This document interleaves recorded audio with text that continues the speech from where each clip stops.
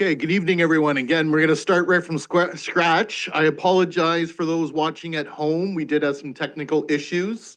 Trust us, we did start right at 7 o'clock, but we got delayed. So we're going to start right from square one so council's aware. And the door is not opening in the back, so I'm assuming we're still good to go. Well, again, good evening, and thank you all for being here. Welcome to Woodstock City Council, February 20th, 2025, with about a half-hour delay in the start.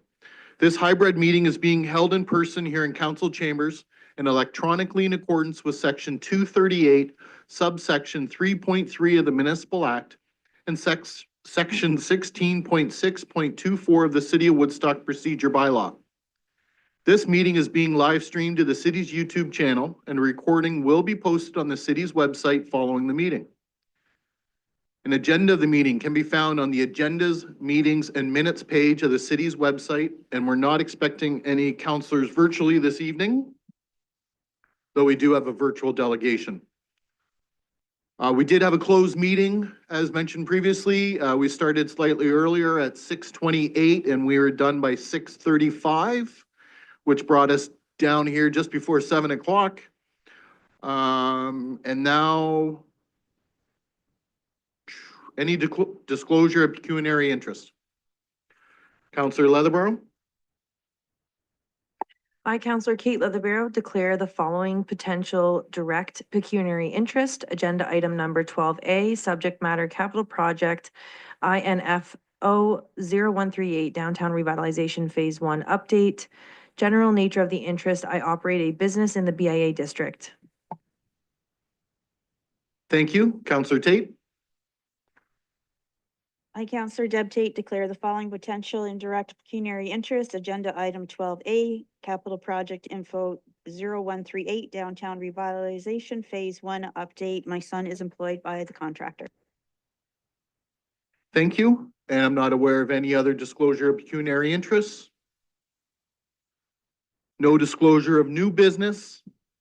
Matters arising from the minutes, none. And that brings us to the minutes. Councillor Wismer Van Meer. Moved by myself, seconded by Councillor Lauder, that the minutes of the regular meeting of Woodstock City Council held on February 6, 2025 be adopted. Thank you. Any questions or concerns with those? Seeing none, all those in favor? Those are carried.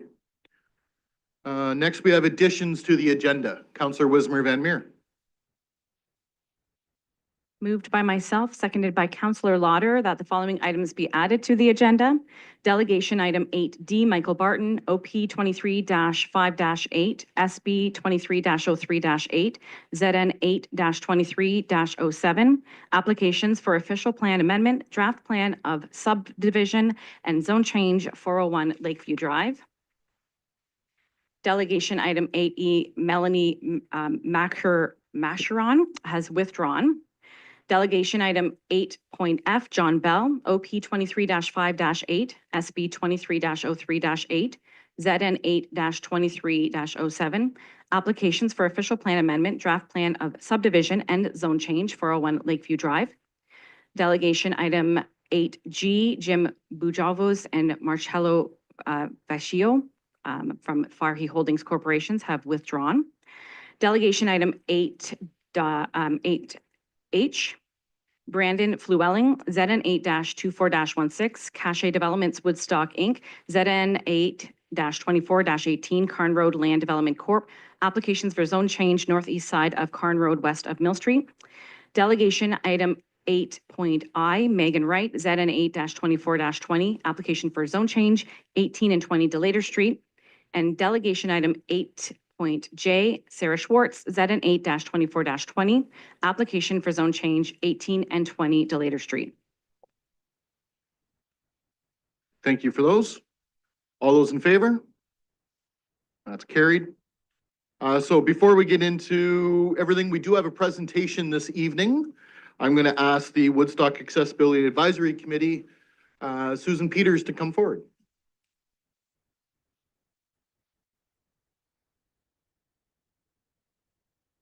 Test. Just making sure we had sound now. Now I'm all paranoid.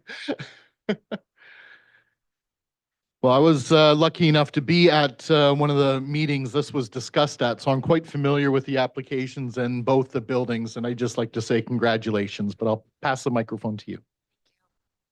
Hi, I'm Sue Peters. I am the Vice Chair of the Woodstock Advisory Accessibility Committee. We are here to present the Donna Burley Award. She was a member of the Woodstock Accessibility Advisory Committee, and she was one of the founding members, and it was established in 2002. Burley lived with multiple sclerosis and sadly passed away March 31st, 2023. She was a tireless advocate for equal access for everyone. In honor of Donna, we have the Donna Burley Award, which was given to the individuals, groups, or agencies that have made a significant achievement in reducing or eliminating barriers for persons who have a disability. The recipients of this award will be displayed on a plaque here at City Hall. And so our first recipient is the Oxford County Naval Veterans Association. And then could you come forward?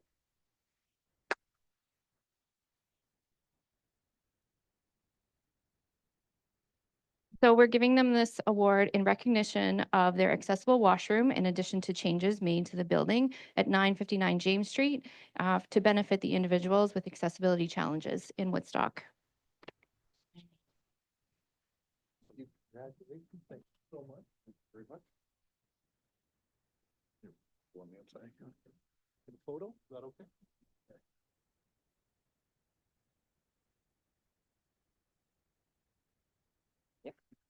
And no, Yep. yeah, you can go. Yeah. Thank you. And then we have a second award for Laura Glennie and Sean Knox from Journey Well.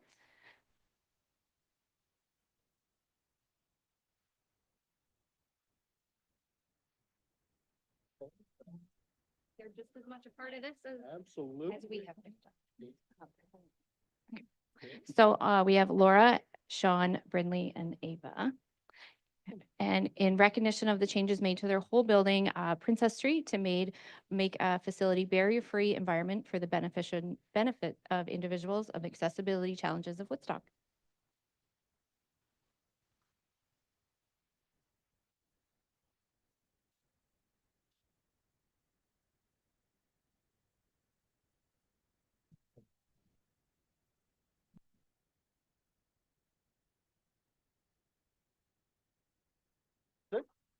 Thank you. Thank you. Thank you, everyone. Okay. I want to say thank you to that committee as well. I know a lot of work went into that and would mean a lot to Donna as well in her memory.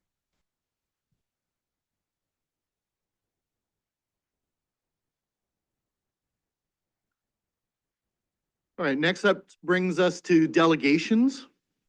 Tonight we do have a few. The Woodstock Constable did ask for 10 minutes. I'd ask you to come forward. Mr. Perry Lang, Teresa Martins, and Patrice Hilderly. I believe all three are coming to the podium. Please, welcome. And this is concerning, of course, the HART Hub we're excited for here in the city of Woodstock.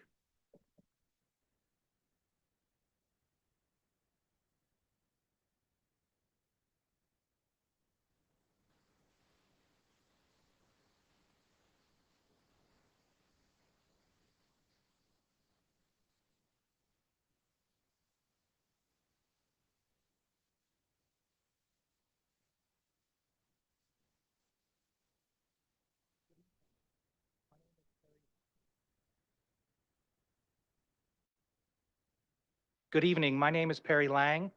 I'm the President and CEO of the Woodstock Hospital. I want to begin by thanking Mayor Jerry Accioni, Woodstock City Council for allowing us to speak about the Oxford HART Hub today. Joining me this evening are Teresa Martins, Executive Director of the Oxford Ontario Health Team, Patrice Hilderly, Chair of the Woodstock Hospital Board of Trust. There's a number of hospital representatives from our mental health department, Board of Trust, senior team, and HART Hub community partners are also joined us this evening. Woodstock in Oxford County has critical gaps in services for individuals struggling with mental health, addictions, and homelessness. This is creating significant challenges for our community. Emerge department visits by individuals experiencing homelessness are rising. Shelters are at or near capacity, leaving people with nowhere to turn. Opioid-related hospital visits continue to increase. Mental health and housing services are stretched beyond their limits. Our region lacks key services like withdrawal management and residential addiction treatment. Instead, people are forced to wait or travel outside the region, barriers that only push them farther into crisis. Disconnected services leave people cycling through emerge rooms, shelters, and the street. With the steadfast support of our local MPP, Ernie Hardeman, the Ministry of Health approved the Oxford HART Hub on January 27th. This announcement was a significant milestone in giving us the green light to build a system that meets people where they are, removes barriers, and delivers solutions. With that, I'd welcome Teresa Martins from the Oxford OHT. Thanks, Perry. Now, the term HART Hub is somewhat misleading because the hub isn't just one organization or facility. It's a network of community partners, which you can see here on the slide. Together, we'll provide wraparound care and create a system where no one falls through the cracks. The Oxford model of care will ensure there are seamless transitions between housing, healthcare, and social services, and a coordinated network of support that addresses both immediate needs and long-term stability. This is how we will empower individuals to recover and achieve lasting wellness. The Oxford HART Hub follows a 4-step journey to ensure no one is left behind. Step 1 is first point of contact. Whether someone walks through the doors of one of our HART Hub partners or connects with our mobile outreach team, they are met with the same warmth and dignity. We create a welcoming environment where people feel safe to ask for help. Step 2 is safety and immediate needs. The first priority is stabilizing individuals by providing essentials like a hot meal and shower, access to primary care, or even emergency shelter. Step 2 is where I would like to pause and say that we're grateful to the city and county councils who are working together and using the Building Faster Fund to help create permanent, low barrier shelter that will be essential for these first 2 steps in the Oxford HART Hub model of care. Moving to step 3, support and navigation. Once individuals are stabilized, they are connected to services tailored to their needs, such as housing intake and transitional supports, mental health and addiction services, primary care for ongoing health needs, and case management for financial and social assistance. Step 4, stability and recovery. The final stage focuses on long-term solutions, preventing the revolving door of crisis care. This is a critical component of the step that will be the Oxford County Wellness Center, which will include approximately 60 dedicated mental health and addiction treatment beds. The Wellness Center will also enable some of the mental health and addiction service providers to co-locate under one roof, further strengthening an integrated care model. Now I'd like to welcome Patrice Hilderly from Woodstock Hospital's Board of Trust to discuss the Wellness Center component of the Oxford HART Hub with you.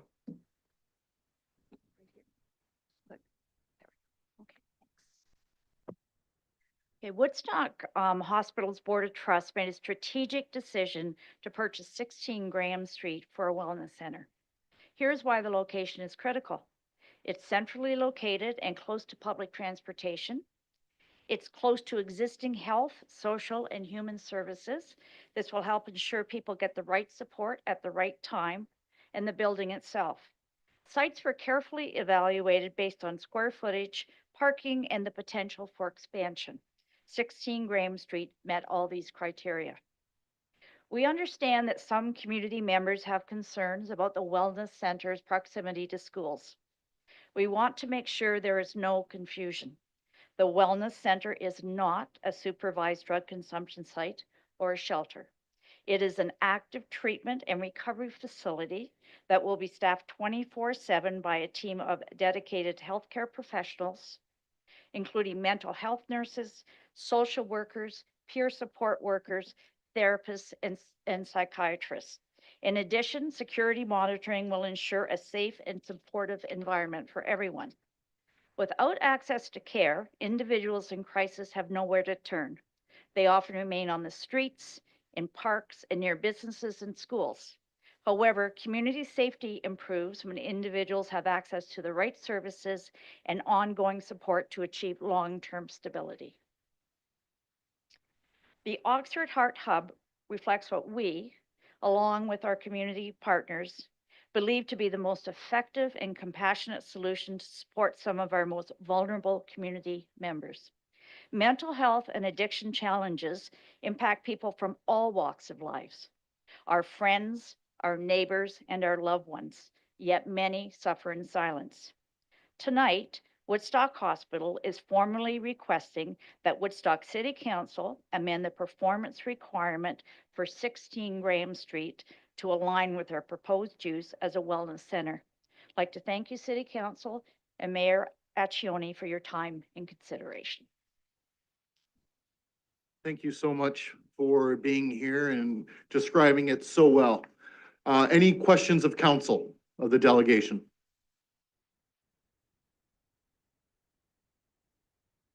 Seeing none. Well, thank you very much. Thank you for being here and getting this out to the public. And like I said, I couldn't be more happier. I am going to propose something because we're going so late here. Anybody object if we pull ahead 14E.2? So that thing call an evening? No objections? In that case, let's go to 14E.2.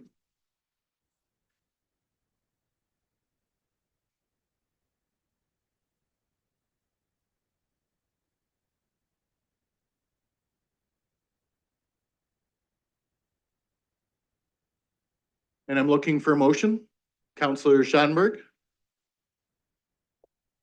I'd like to make a motion that Woodstock City Council direct staff to delete the restrictive covenants registered against 16 Graham Street, and that the mayor and the clerk could be authorized to sign the release.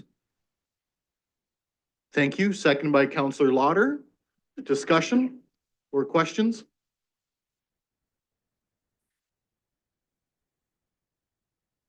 Seeing none, I'll call the vote. All those in favor? That is carried. So those watching at home, of course, what we were just doing, because it was a previous sale, we're allowing the sale to go through, and now the HART Hub, the Oxford HART Hub is proceeding as scheduled. So thank you very much for being here tonight. Okay, we are going to jump back. I apologize, but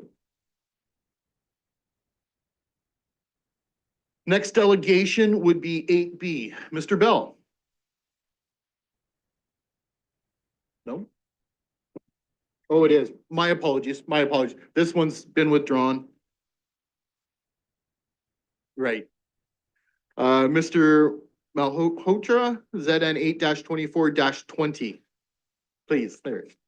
Thought I saw you. Please come forward. Welcome. Thank you. My time starts now? Yeah. Okay. Well, thank you. It's a pleasure to be formally in front of council this time. I missed that opportunity the last time this matter was heard. For context, this is a small project wherein I'm looking to add 4 residential units to a triplex to make it a 7-plex. It was deferred back in October, and I was given some time to make certain property improvements.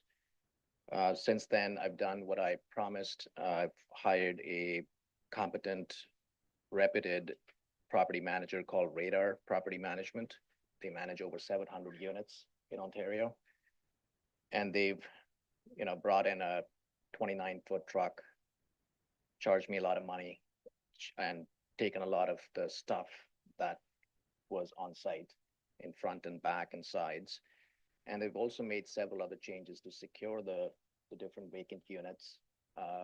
by putting heavy-duty locks, and since then, there's been no trespassing. Do you mind moving the mic up a little bit? They're having trouble hearing you online. Yeah, thank you. Yeah. Thank you. I thought I was short. That's the first time I've had that problem. And I've submitted 2 letters, one from myself and one from the property manager itself. But I just want to take a second to provide a bit of personal background because I think it matters. Especially, I heard the second hearing last time and had some exchange outside with some of the neighbors. So a bit about myself. I immigrated to this country 20 years ago as an international student and worked hard, had great luck, which comes with the hard work, I think, saved some money, invested in real estate. This was the first ever investment property that I purchased, ever. So when I hear things like, I don't care, I neglect, Woodstock doesn't matter to me, it just cannot be true. I'm a small scale investor, not a big swinging developer or corporation. Father of 2, one of who's getting ready to go to university. Second is missing her basketball practice tonight because I'm here, so she could not be driven there. The reason I share that is this project matters to where I can afford to send my daughter to university. It matters. It's not a big corporation who gets deferred, denied tonight, and 3-6 months later, through or without the OLT, finds a way to get things done. This is a small scale retail investor who invested his family's hard-earned money and is looking to do the right thing. And I think we should abolish the word landlord. There's no lord. Land servant, peasant, taxpayer, mortgage payer. Those would be more pertinent terms. There's no lord. Haven't felt like one ever. Why Woodstock? I've owned this for over 6 years. I was introduced to Woodstock by someone I know and respect. And I want you to believe the following. I am one of your ambassadors sitting in Toronto. Any friend, relative, colleague, whoever asks me where to invest in real estate, these are my words. I'm not making this up. I say the center of the universe is Woodstock. That's how good my experience has been buying property here, holding it. So this whole episode that I witnessed the last time, it just doesn't reconcile. But notwithstanding, I've worked very hard since to make changes. And as a testament to my belief in Woodstock, I tried and had purchased another property on that street, 42 Delater, a few months ago, but that transaction fell apart because the seller could not deliver it title-free. But anyway, so I'm a big ambassador. On improvements made, I replaced the last property manager who failed me. Like I said, Radar's done several things. They're still on the docket to do many more things. They've cleared the trash, they've installed heavy-duty locks, they are scheduled to do fence and eaves repairs once the weather thaws, the property thaws a little bit. Mr. Mayor, would I have the opportunity to respond to any of the other speakers after they've made their new complaints? Otherwise, I can address them right now. Because I saw what's been submitted. And Yeah, no, you respond to them right now, please. Thank you. Thank you. So I read about snow removal. So one of the tenants has a written agreement with the property manager / myself to be responsible for snow removal. He hasn't done it this year. Not a single time was that reported to the new property manager Radar. How would they know? You know how I got to know? 2 nights ago, I got a text from one of the tenants who I believe is here to speak. He said, snow's not been removed. What did I do? They offered to remove it themselves. I sent money immediately. They sent a video, it was removed.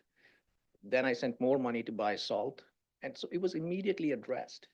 That's not neglect.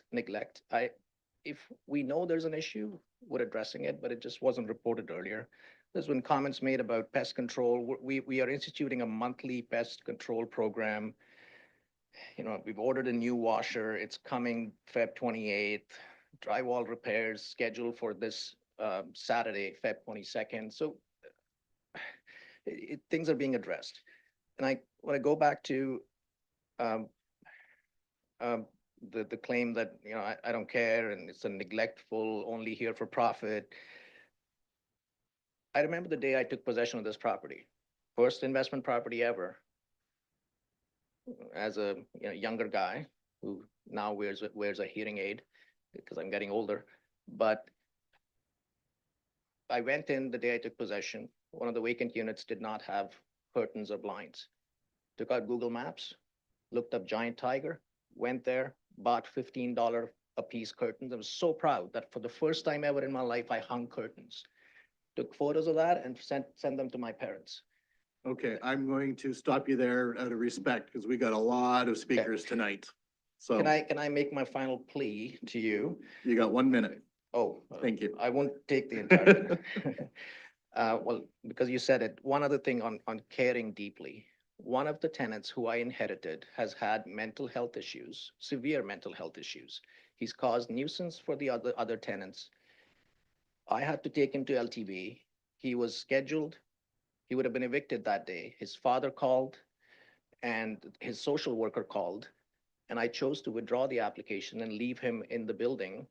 Rent would have doubled if I had replaced him. I had full right to do so. I chose not to do it.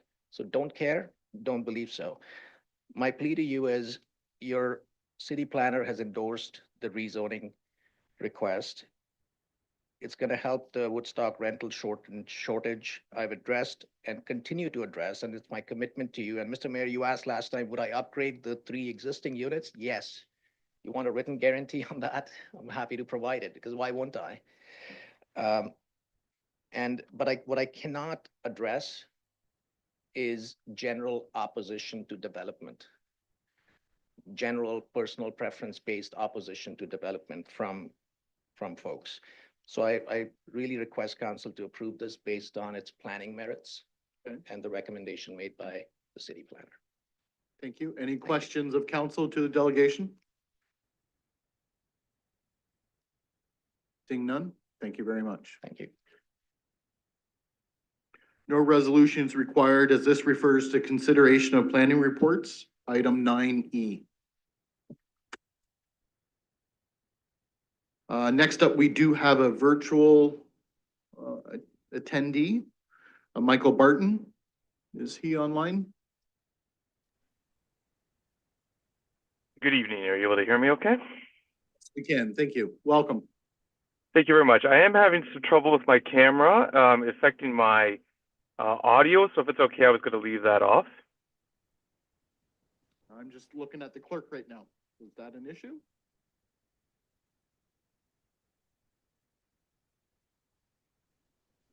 Is it on your end or our end? I was just asked. No, I think it's on my end. I think it's something that just the signal's being disrupted when I turn my camera on.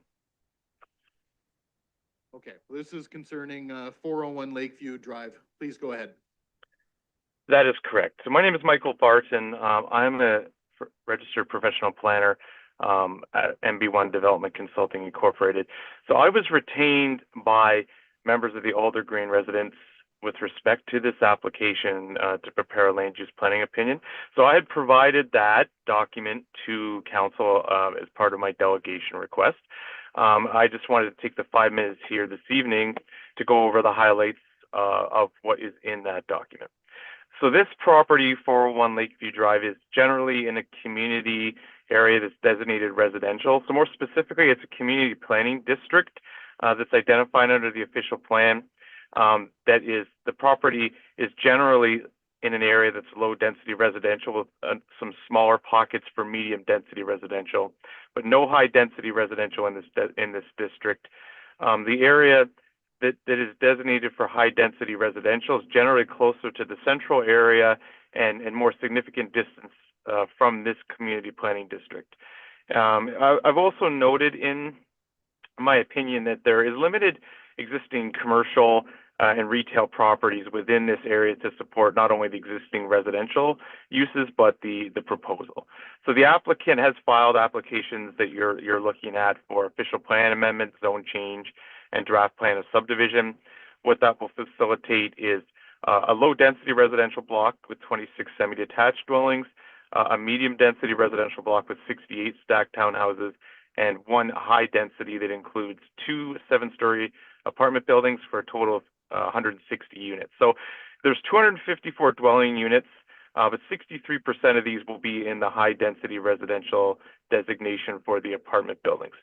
So what my planning opinion outlines is that this is a significant residential intensification relative to what's permitted on the property today and generally in the surrounding community. So the purpose and effect of the application is to really to introduce high density residential into this community planning district, to increase the maximum density for medium and high density residential uses while relaxing the minimum requirements for visitor parking.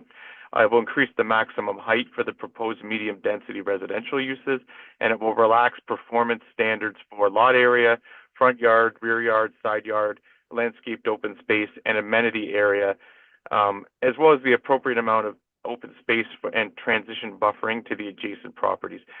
So what I had noted in my report is that, generally the proposal does not allow for intensification that's appropriate for this community, that is complementary to existing development. The proposal is not sensitive to the existing and planned physical character.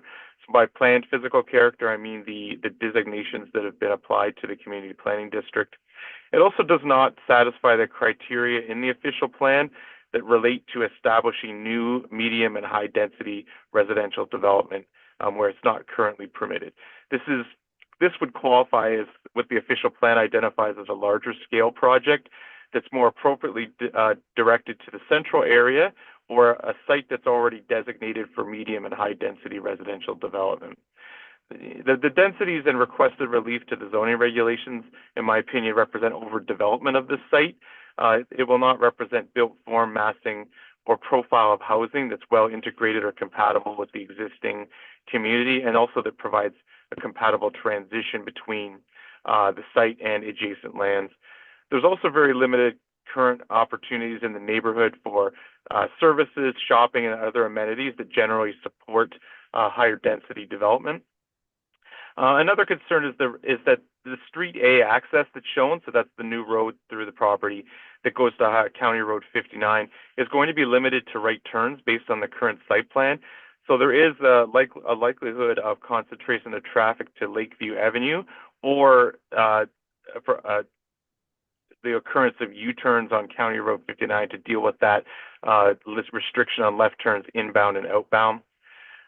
So again, in general, the official plan includes criteria for new, medium, and high density residential, generally looking at these sites to be near the central area or existing designated sites for medium and high density that are supported by shopping, service, commercial, community facilities.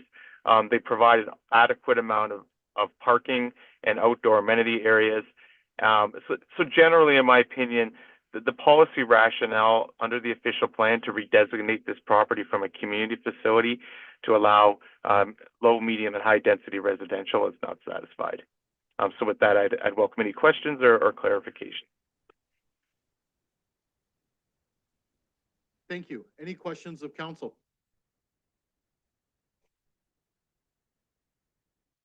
Okay, seeing none. Thank you very much. Thank you. No resolution is required as this refers to consideration of planning reports item 9B. Next up, 8E, Melanie McEachran has withdrawn her application. So that brings us to 8F, Mr. Bell, welcome, who has requested 10 minutes.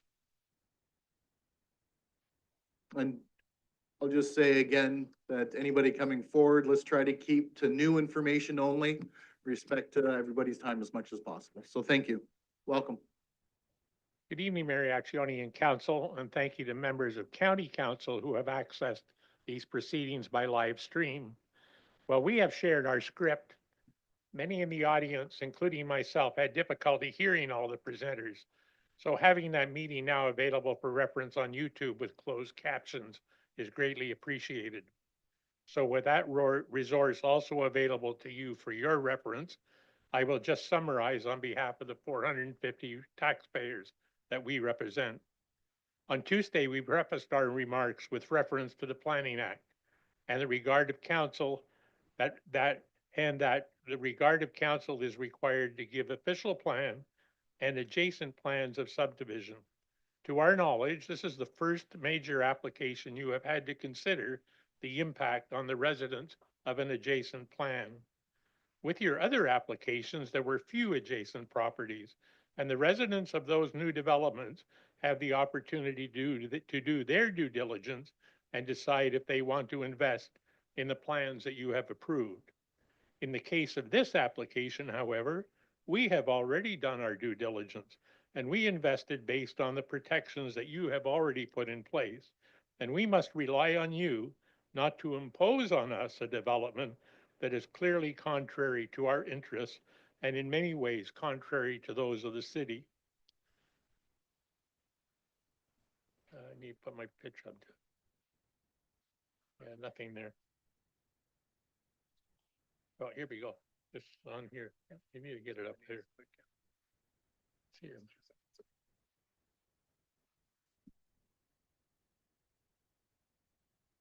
Like, he's already taking control in the back. There we go. Okay, now you just click to go forward.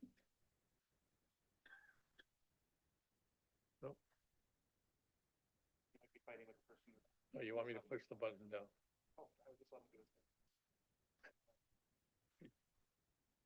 I was just jumping all over. Here, maybe it. Oh, okay, that's good. Yep. Okay. We then identified 5 concerns with the plan in regard to 10.3.3 that we found that were not consistent with the objectives and policy of the official plan and had considerable negative effect on our surrounding community and our public space trees and poorly integrated with our adjacent subdivision.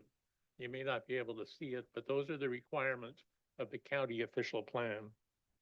And further, we found that the changes the application has requested to your bylaws that are within your approval domain and your responsibility to maintain are clearly not, as our planners with over 50 years of experience have opinioned, are not compatible with the existing land uses in the vicinity as required by 10.3.5.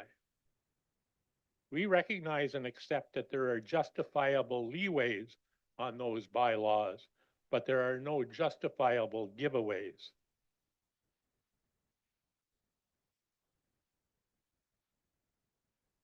Going forward.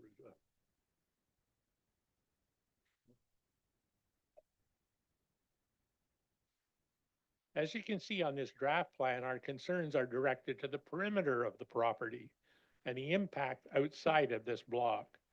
As a community, we can only give regard as required by section 5124 to our welfare and identify for your consideration these 5 concerns that the planning process has failed to identify. We have similar concerns with the welfare of the future residents inside this block because many have been raised by the community and by staff that the applicant has deferred to site plan time. In particular, I note the concerns for the safety of pedestrians and children raised by Mrs. McCurcheron last Tuesday, who opened my eyes that there are even more important matters than just traffic flows and turning counts.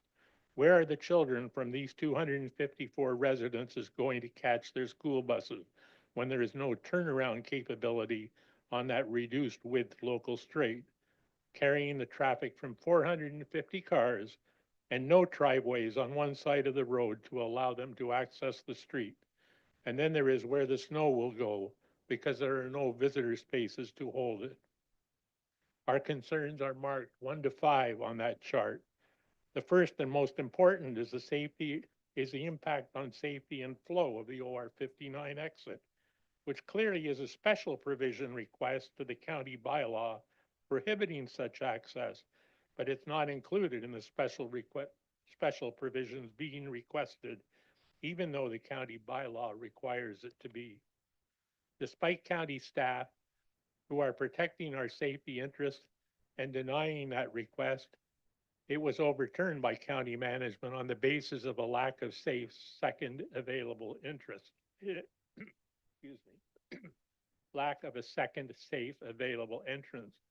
However, in quoting the planner on Tuesday evening, He acknowledged that these lands have two accesses from Lakeview, but the applicant indicated that it was not preferable to use the most westerly access in order to facilitate the apartment block.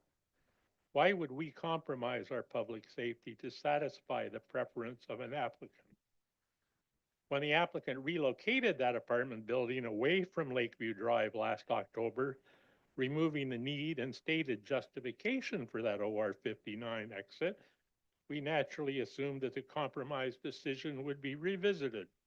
It was not, and that decision now stands before you, fait accompli, in disregard of your authority to consider and approve it. Number 2 is the request to relocate the east exit across the reserve with its impact on the median island and the removal of 14 of the 15 trees, and further extension of the unsightly, empty, smelly fenced stormwater pond along the Lakeview Drive streetscape.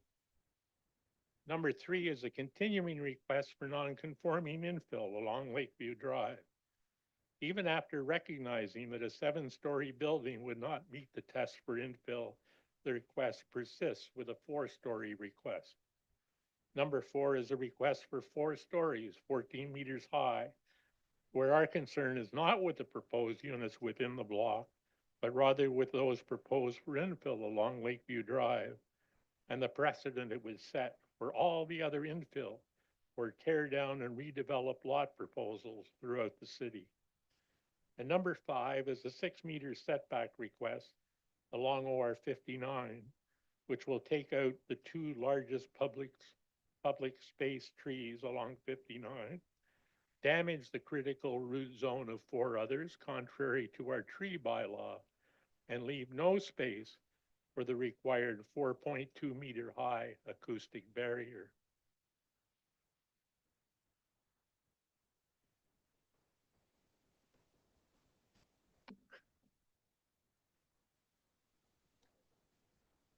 No.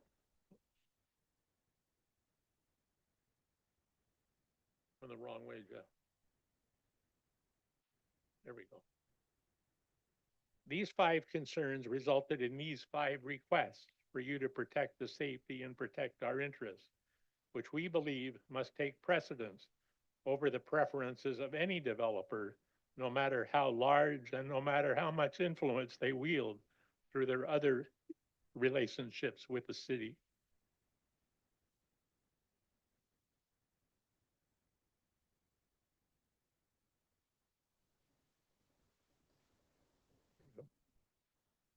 And lastly, we request that you direct the park staff to formally protect the trees as shown here from any future action by the applicant by establishing an EP2 zone around them.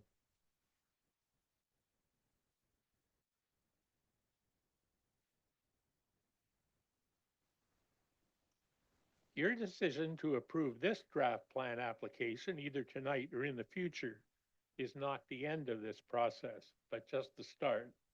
The real work and the devil is in the details of the site plan stage of the planning process that turns the draft plan into a final version of this concept plan.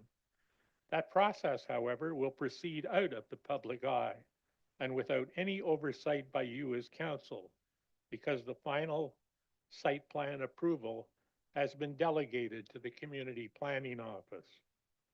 Given the applicant's request to defer many of the details questioned by city staff in their comments and the deference shown to the applicant's preference at this draft plan stage of the process, we urge council to recognize that a comprehensive assessment of that eventual site plan application is a necessity per 10.3.11 of the county official plan.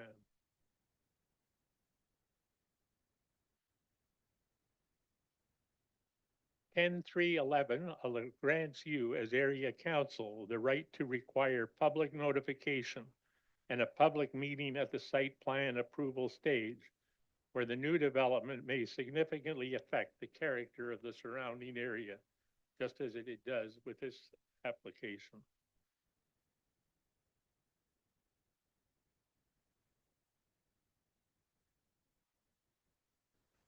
The city site plan control bylaw in section 9 embodies that right and gives you the power on your own initiation at the time you approve the eventual zoning bylaw request to take over that site plan approval authority from community planning and hold one or more public meetings to consider the materials submitted by the applicant in response, amongst others, to those deferred matters. We ask that you invoke these powers in consideration of the future residents and the spillover impact of those decisions on our adjacent community. Since this is the end of the public planning process, I would be remiss if I did not end our involvement in this process without thanking Eric Gilbert.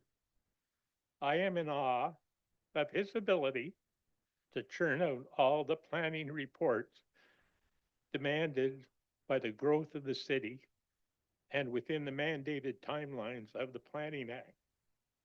But despite that workload and the reality that I have probably made his life hell, he has been instantly responsive to our requests throughout these 16 months.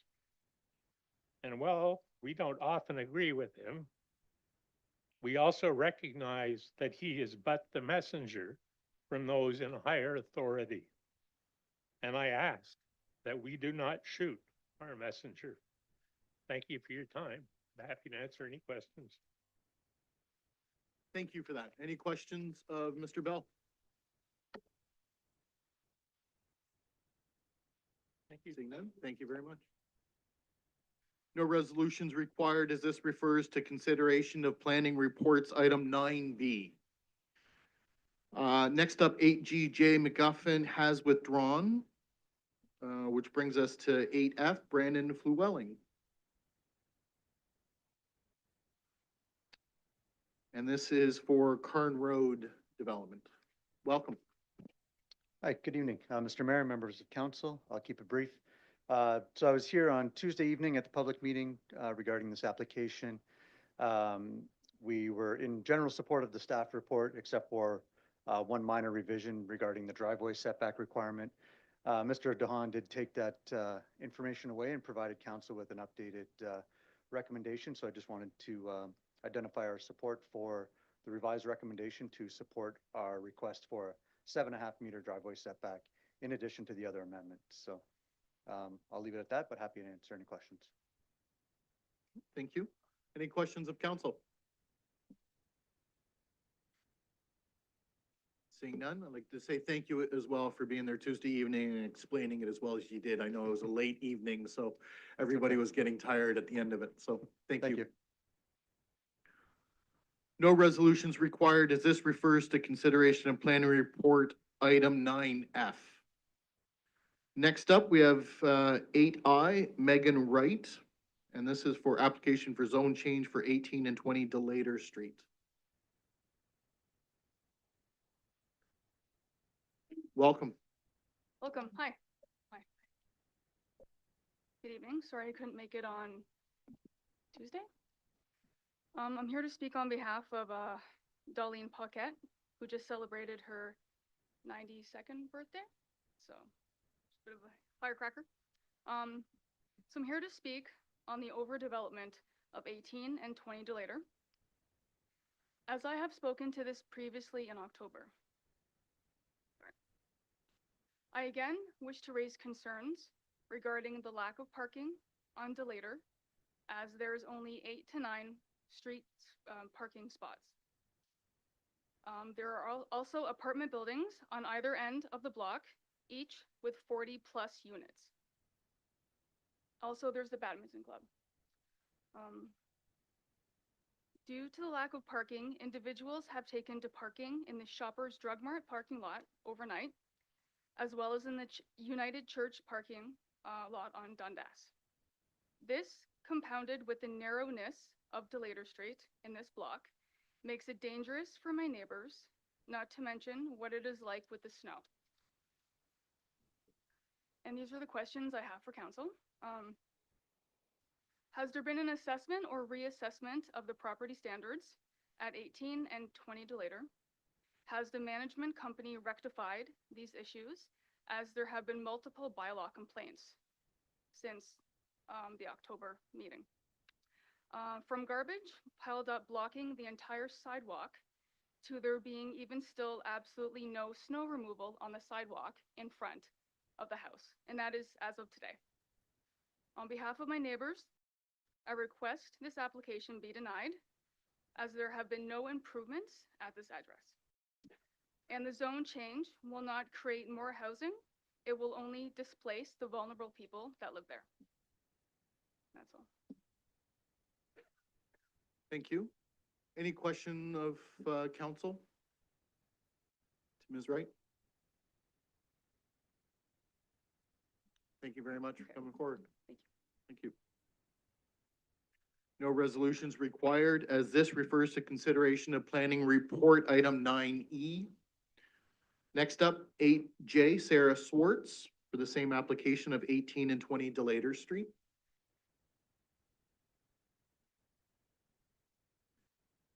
Welcome.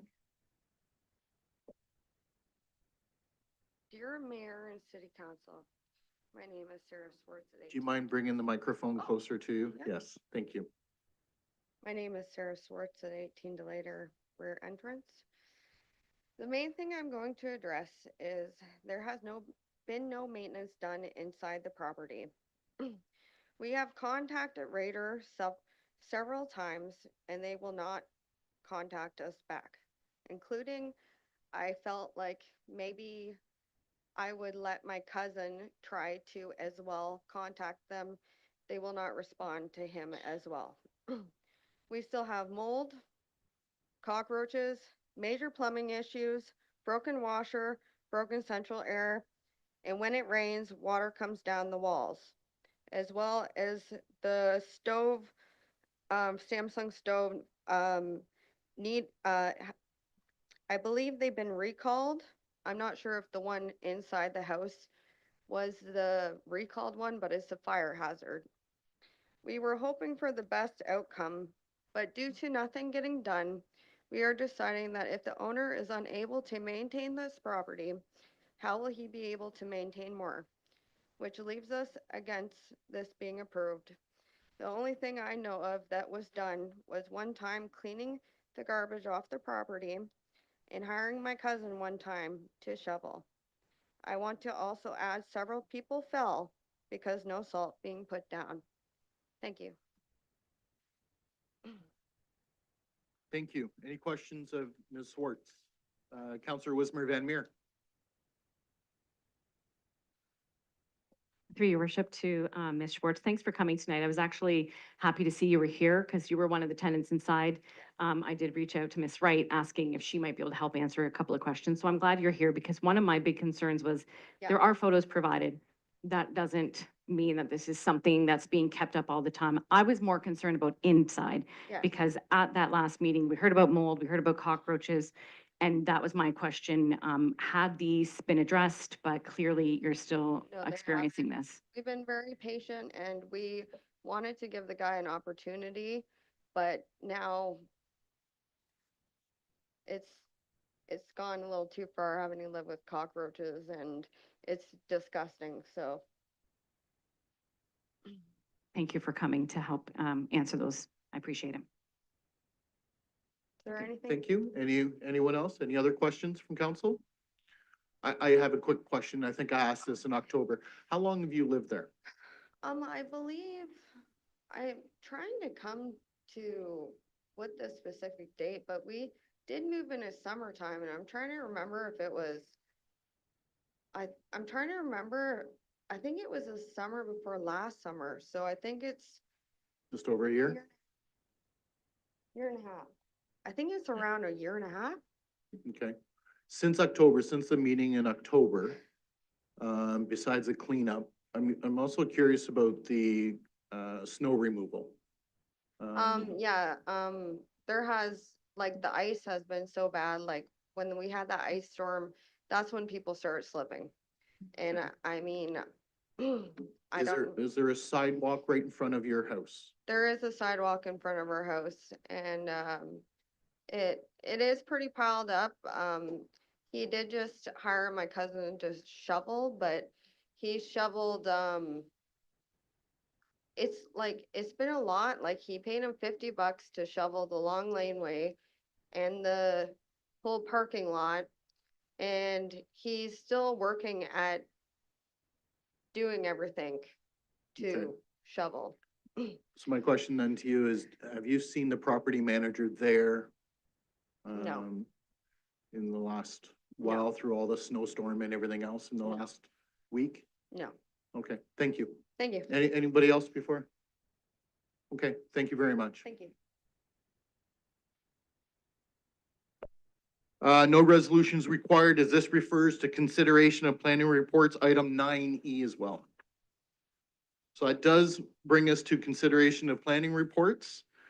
And the first one here, 9A, is B24-93-8, application for consent, which is 1370 Devonshire Ave and 1501 Dunkirk Avenue. Mr. Gilbert. Thank you. This is a severance application seeking to sever a commercial lot from the residential lot to which it's attached to. The lands weren't intended to be merged together. What happened is the residential lot, the lands were transferred after part law control exemption bylaw had expired. So the transfer violated the Planning Act. So as such, the lands remained legally merged. So this consent would just separate the residential lands, which contain a semi-detached dwelling, from the commercial lands and allow those commercial lands to be developed in the future.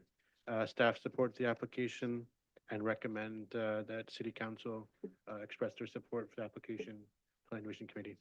Thank you. Thank you. Any questions of the planner on this report? Seeing none, thank you. Looking for a motion. Councillor Leatherborough? Moved by myself that Woodstock City Council advise the Land Division Committee that the city supports the proposal to sever the subject lands subject to conditions 1 through 4 outlined in the report. And further, that any comments received from the public were reviewed and considered before the decision was made in relation to this planning matter. Thank you. Do I have a seconder? Councillor Tate? Any discussion or questions? Seeing none, all those in favor? That is carried. That brings us to 9B, OP 23-5-8, SB 23-03-8, and ZN 8-2307, which is 401 Lakeview Drive. Mr. Gilbert. Thank you. These applications seek to redesignate the site from community facility designation and community facility zoning to various residential designations and open space and active use open space designations. The subdivision plan has 5 blocks, 1 block for low density purposes, a block for medium density, a block for high density, together with a block for a park block and a stormwater management block.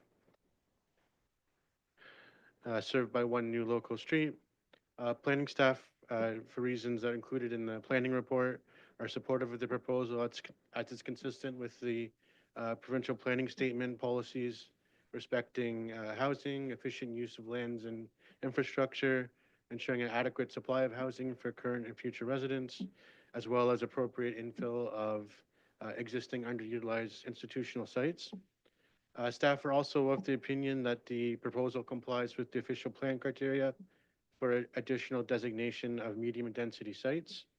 As the site is located at the corner of an intersection of an arterial and minor collector road, minimal traffic is expected to enter the surrounding low density areas. The site is located near recreational lands, including the Cowan sports fields to the north and other recreational and park uses to the south. As well, the lands are directly opposite an existing community facility designation, which permits, which includes a 5-story apartment building and permits a commercial development, as well as another 5-story apartment building at the northwest corner of the intersection of Van Sittert and Lakeview Drive. As well, the proposed access points and traffic expected to be generated have been professionally evaluated by two separate traffic engineering firms, and the impacts have been deemed to be acceptable. There's adequate municipal services to serve the proposed development.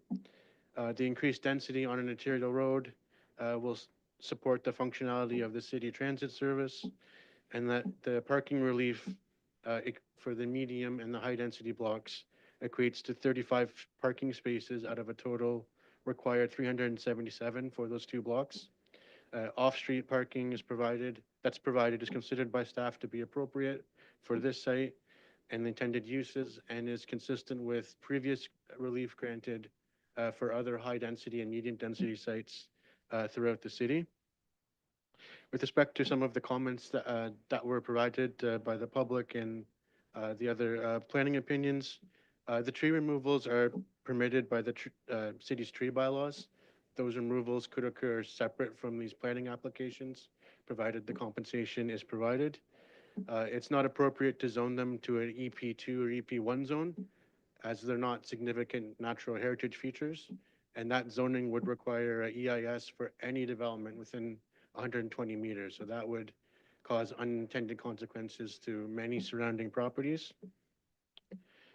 The acoustical barrier is shown in the noise study. It only applies to the very northwest corner of the property. So it only applies to one semi-detached dwelling. There is no mitigation required for the apartment block. Essentially, the building is the noise mitigation, and the building design is the noise mitigation for those uses. The proposed noise wall will follow the existing noise wall that's in the development to the north.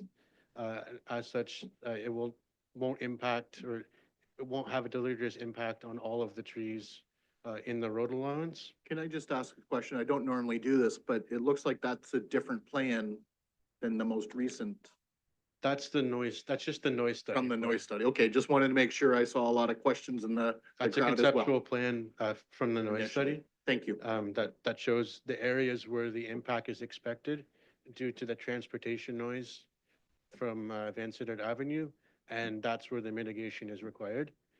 There's a condition of draft approval requiring that this study be updated once the dwelling locations, building types, and designs are made, and that will be revisited and signed off by the acoustical engineer. The reduced yard setbacks for the medium and the high-density blocks are generally internal to the site. There's no reduced yard setbacks for properties that are abutting existing residential development. The site has current planning permissions for up to 8 stories. And as noted at the public meeting, there's a number of more intensive uses that could be developed as of right, including a hospital or a retirement home. Staff note that there's an existing 5-story apartment building to the west. And again, the vacant space to the west also has current planning and permissions for a 5-story apartment building or a commercial plaza. Staff note that the proposed conditions of draft approval will implement the recommendations in the submitted technical studies. With respect to site plan matters, the province through Bill 109, the More Homes for Everyone Act, made the delegation of site plan matters to staff mandatory for every site plan application after July 1st, 2022. The city's bylaw did, and the official plan did reference public consultation measures, but the new provincial legislation overrides those provisions in those documents. And then section 10.3.5, which is referenced, that refers to non-conforming uses in zoning. It doesn't apply to this proposal. Generally, for these reasons, staff are supportive of the applications, and they comply with the official plan, the subdivision review criteria of the Planning Act, the PPS, and staff recommend support of the proposed OPA and subdivision and approval in principle of the zoning bylaw amendment. Thank you. Any questions of council to the planner on this report? Councillor Schanberg. Yeah, from the mayor through to Mr. Gilbert, that block number 2 of medium density that's on the zoning proposed, that really becomes parallel to Lakeview Drive. That last map you showed us, those stacked townhouses weren't on that map. The reason, through you, Mr. Mayor, the reason those aren't on that last map is that the noise study doesn't consider the townhouses as a generator of noise. That noise study just looked at sources of noise from Van Sittert Avenue. There's no reason to think that there's any noise impacts from Lakeview Drive that would impact the development. So that's why it's not included. That study just looked at development in proximity to Van Sittert Avenue. So on your report, what's noted as the applicant sketch plate 3, that does include the stacked townhouses literally backing on the Lakeview is part of the plan. Yes. Again, the last plate that's in this slide presentation, that's only taken from the noise study.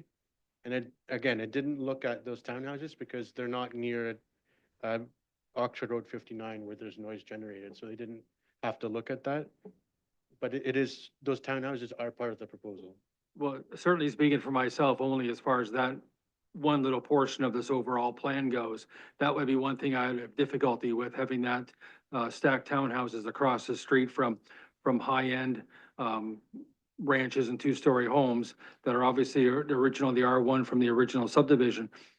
Plus the fact that you're also making the traffic island smaller that the developer wants, which means it's kind of a double negative for someone who had green space before, now having 3-story or in essence 4-story stacked townhouses across the street from what used to be currently green space. And I know things change over 20 years, but that would certainly be the one question I had is why that block is stackable townhouses, not even just semis, as far as the future plan would go for that subdivision.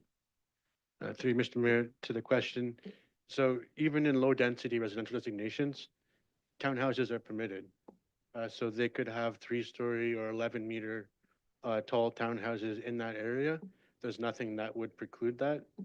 And there's the landscape island in this location is a bonus. It's not required in any other area of the city. It just happens to be there.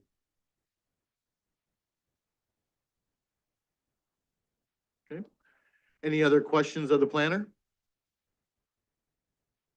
Councillor Lauder. Thank you, through yourself, Mr. Mayor, through to Mr. Gilbert. In the traffic study that was done some time ago, was there ever any indication that eventually there's going to be a road, a street coming through from the 11th line development through to the 59 highway, which is also going to bring more traffic into the, I know it's south of this development, but it's still going to bring more traffic into the area and going over that bridge. So has there been anything done on that to do with that?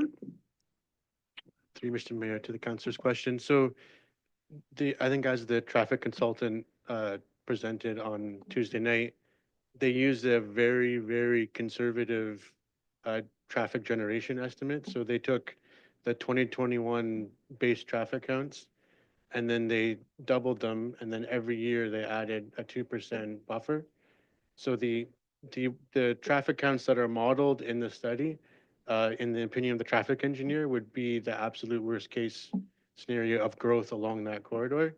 There is a condition of approval requiring them to get more accurate traffic, or to get real traffic counts once the bridge is open and before the construction on Devonshire starts, to make sure that the assumptions in the study are valid.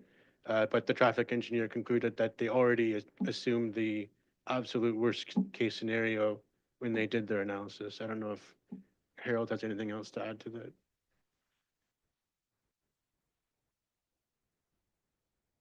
Your worship, through the councillor, I think Albert Eric, sorry. Summarized it very well.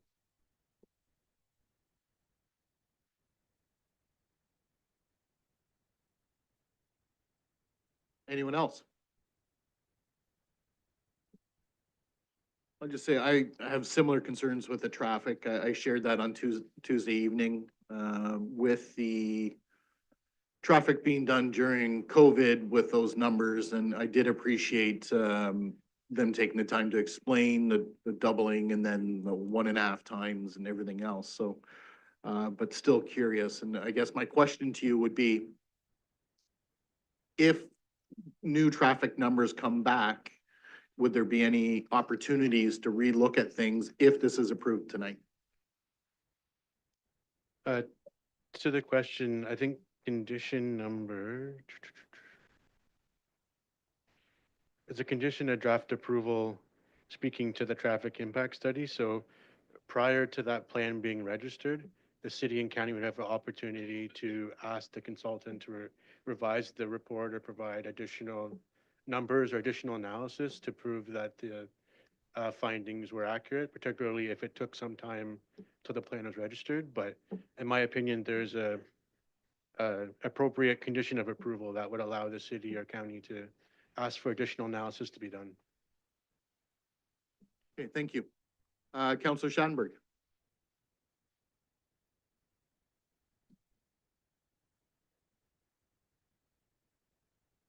Yeah, from the mayor again through Mr. Gilbert. Would the city be able to have final sort of site plan approval on what's exactly going to be built here? And I know there'll probably more than one builder that'll be in this subdivision.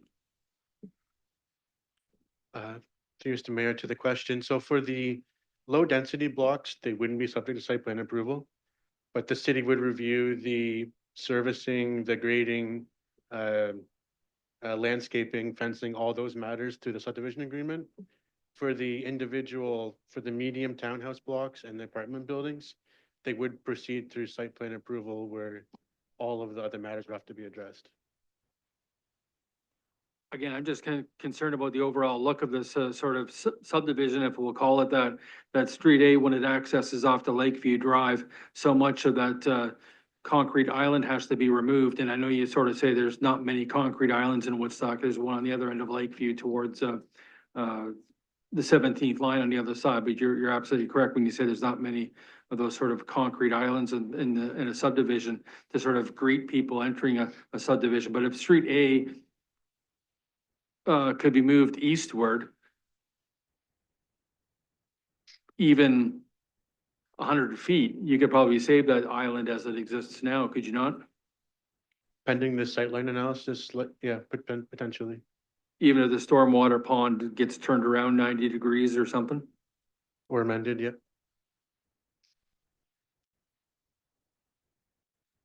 Continue. Yeah, just one more request, Mayor, I'd like to have a recorded vote when we do vote on this.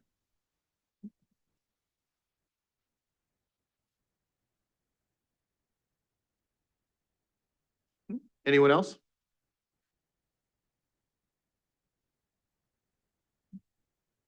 Okay, seeing none, I'll turn it over to the clerk.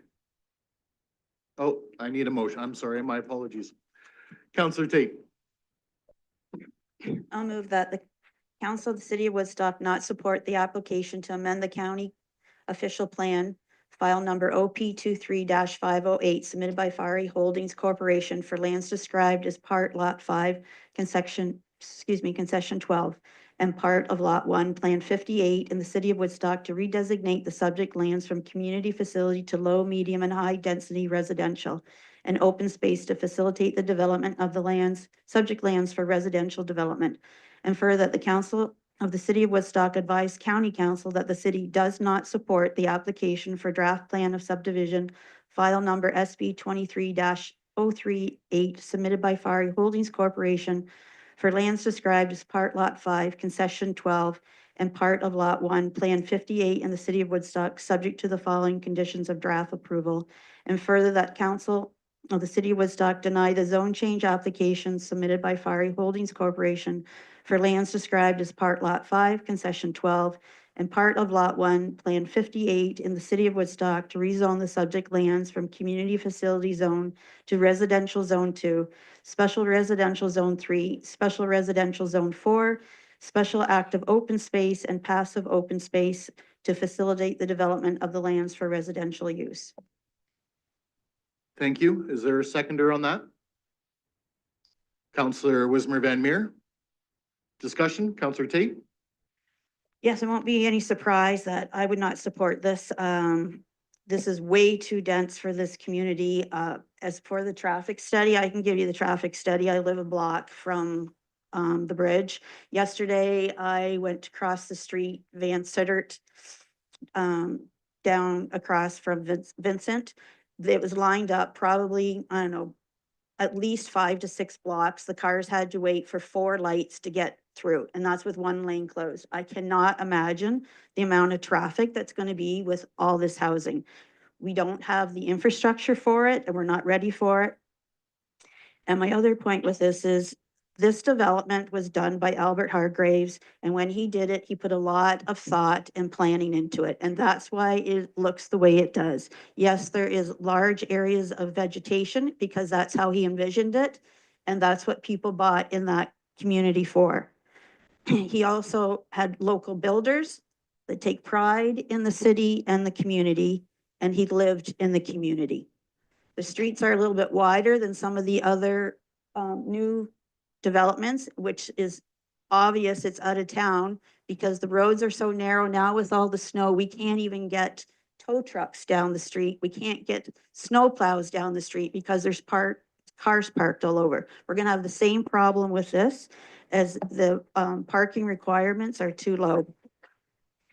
I want to thank the entire community for all their work on this, but I think your biggest issue going forward is going to be the appeal process, and you're going to have to yell and scream to the press and hopefully get some kind of awareness that's going on, that how important this is for our community, that this does not go on. We do not have the resources for this kind of residential, and as I've always said, residential does not pay its way, and the current taxpayers are going to have to bear the cost of all this development, because we're going to need more police, more emergency. We don't even have emergency fire over on that side, which we've required for years. And I cannot imagine having to get vehicles over there. So you're going to have to do whatever you can to motivate, to get the press to pay attention, because I think this is very important to our municipality. Thank you. Counselor Wismer Van Meer is the seconder. Would you like to speak to this? I won't say a whole lot. I just made a couple of notes. I do appreciate all the work that the community members have put into this as well. At times there was a lot of emails, and I'm not gonna lie, I would be like, holy moly, how do I get through all these? But that shows engagement, which is what I, as a counselor, very much appreciate. That's why I ran, that's why I'm sitting here, because I want community engagement. So I very much appreciate how much you all put into this. I also want to thank Mr. Bell for recognizing the planning department, because I think that I have asked Mr. Gilbert, more questions on this than any other one, and they have been very understanding, and like you said, and I appreciate that too, they are the messengers, so you know, they're only doing the job that they are hired to do. I also think that the design of the development, I think it's beautiful. When they showed us the renderings on Tuesday night and they showed us that video, I thought these aesthetically look like beautiful places, but just not on that land, not on that parcel in our community.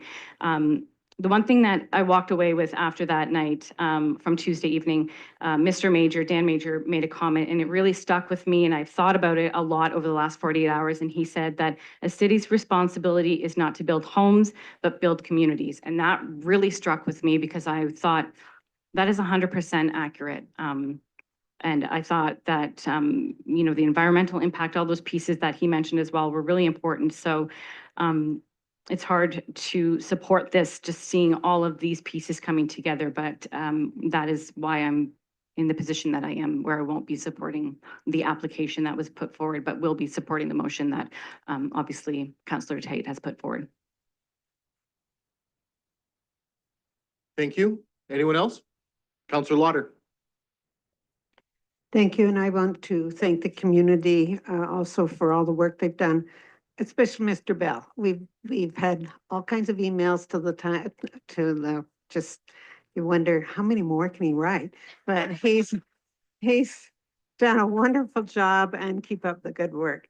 I am concerned about parking. I'm always concerned about parking on applications. This taking away visitor parking, they're going to park on the street. I live in the Sally Creek area and on the other side. And the apartment building there does not accommodate all the cars that are in the parking lot. They're out on the street and there is no parking along there, but people do park there. And so also in this, it indicates that there's going to be a school, the kids will be able to go to schools nearby. That there won't be there aren't any other schools proposed for that area. So the children that are getting on the buses now, there will just be more children and more buses and confusion. And with transit, yes, there is a transit there, but it isn't that convenient if you're working at the south end of the city and having to take a couple of buses. Most places people will have two cars. So for those reasons, I support the motion that has been put forward. I support and agree with all the comments that Councillor Tate has also made on this. Thank you. Thank you. Anyone else? Councillor Leatherborough? Through you, Mr. Mayor, I didn't know if Councillor Schadenberg was going. My colleagues haven't left much for me to say, obviously, but I too will be supporting the motion to deny the application. Quite simply, I do think that it is overdeveloped and I campaigned very hard in 2022 and knocked on a lot of doors, and I campaigned in this neighborhood, as many pockets of the city as I could, and specifically in this neighborhood and further north along Arthur Parker North. I heard a lot of concerns about people fearful that, there's no emergency, ambulance, fire was already mentioned, and just lack of amenities. And I'm sure my colleagues have also heard me speak about that, the lack of childcare that is available in the city of Woodstock. So there is a fine balance with these planning applications, and I know how much work goes into them. As Mr. Miller and Mr. Gilbert here, we get two of them tonight, but they put a lot of time and effort into it as well. But the amenities really concerns me, certainly for now and into the future. And taxes are only going up. So with all of those pieces in mind, I do think that this is too dense for this neighborhood. And the lack of amenities is concerning. So thank you to everyone for all of your heavy lifting. I'm sure lots of typing, lots of writing, and lots of community building. So your efforts are important. Thank you. Councillor Schadenberg? Thanks. I did want to ask a question that probably to our CIO, David Creary. Among the notes and letters we've received is a planner by the name of Michael Barton, who we had in tonight's presentation, who was actually online as opposed to being here tonight. And if he's officially a planner, how would be the watchword for the city of Woodstock, or maybe even the warning for the city of Woodstock, if somebody was to file an appeal against this? Because the city of Woodstock would have to hire a planner to defend us, as opposed to a third-party group, maybe led by Mr. Bell, because a third-party group cannot appeal such a ruling, can they? Just wanted a background for the group here. Your worship, through to Councillor Schadenberg, yes, if this matter is appealed, because our Oxford County Planning Department is recommending support, it would put the city into the hunt to find the best possible planner to support the decision of the council at any tribunal hearing. Yes, third-party appeals are not permitted. Party status can be sought, though, by individuals at a tribunal hearing, subject to approval by that tribunal chair. So that's all potential future actions depending on decision here tonight, and of course the decision that comes with respect to the other two planning applications that are will be before County Council.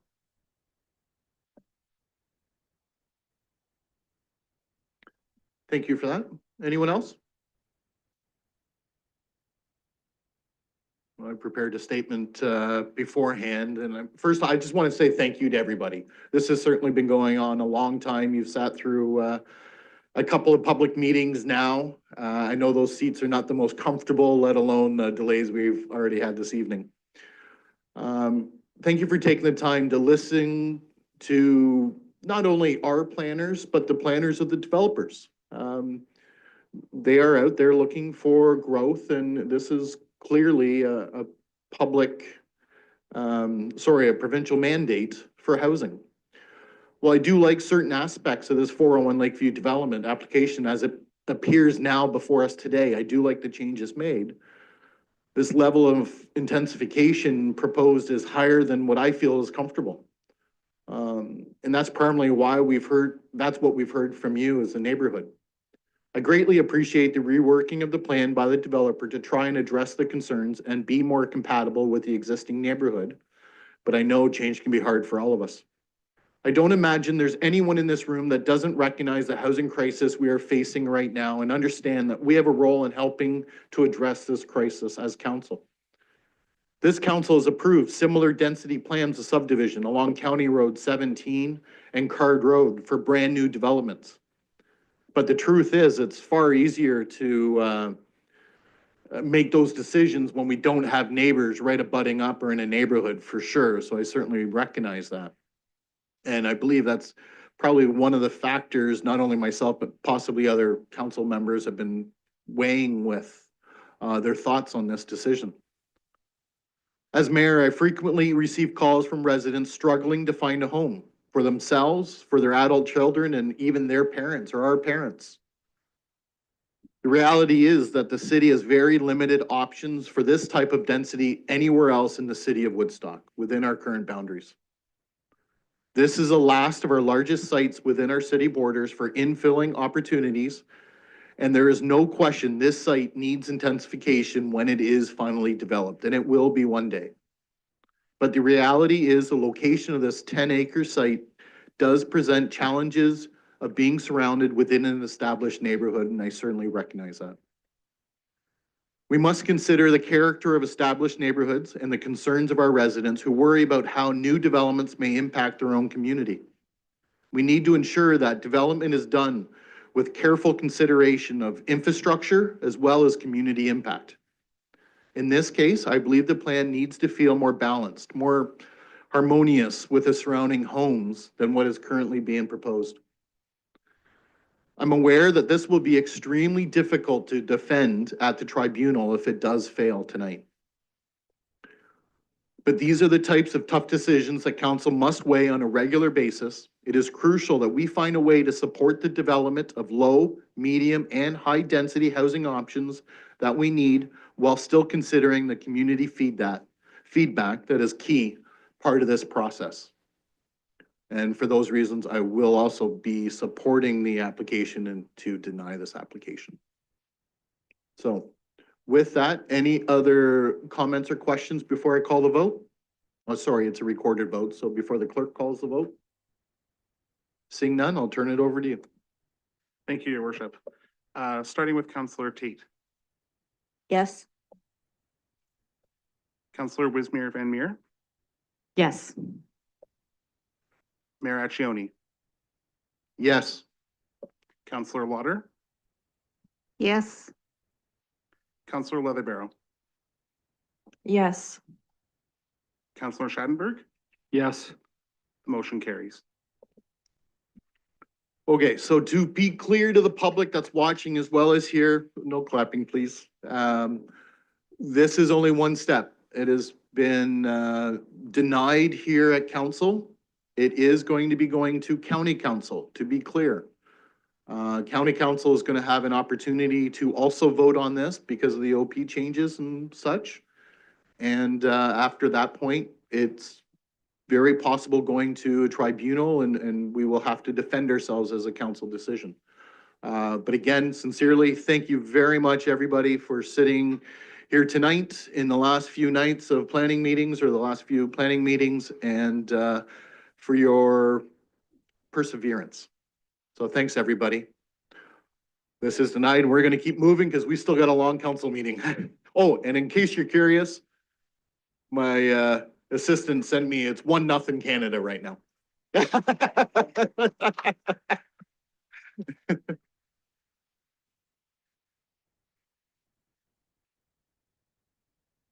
Does council want to take a 5-minute break?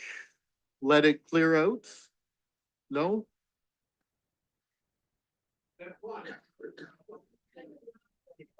Yeah. Okay. Yeah, okay, we're gonna continue on. Council doesn't need a break. So I will ask you to go outside, enjoy your evening. Be careful out there. Thank you very much. Okay, good night, everyone. So moving along to 9C, ZN 8-24-28, application for zone change for 231 Pitock Park Road. Mr. Miller.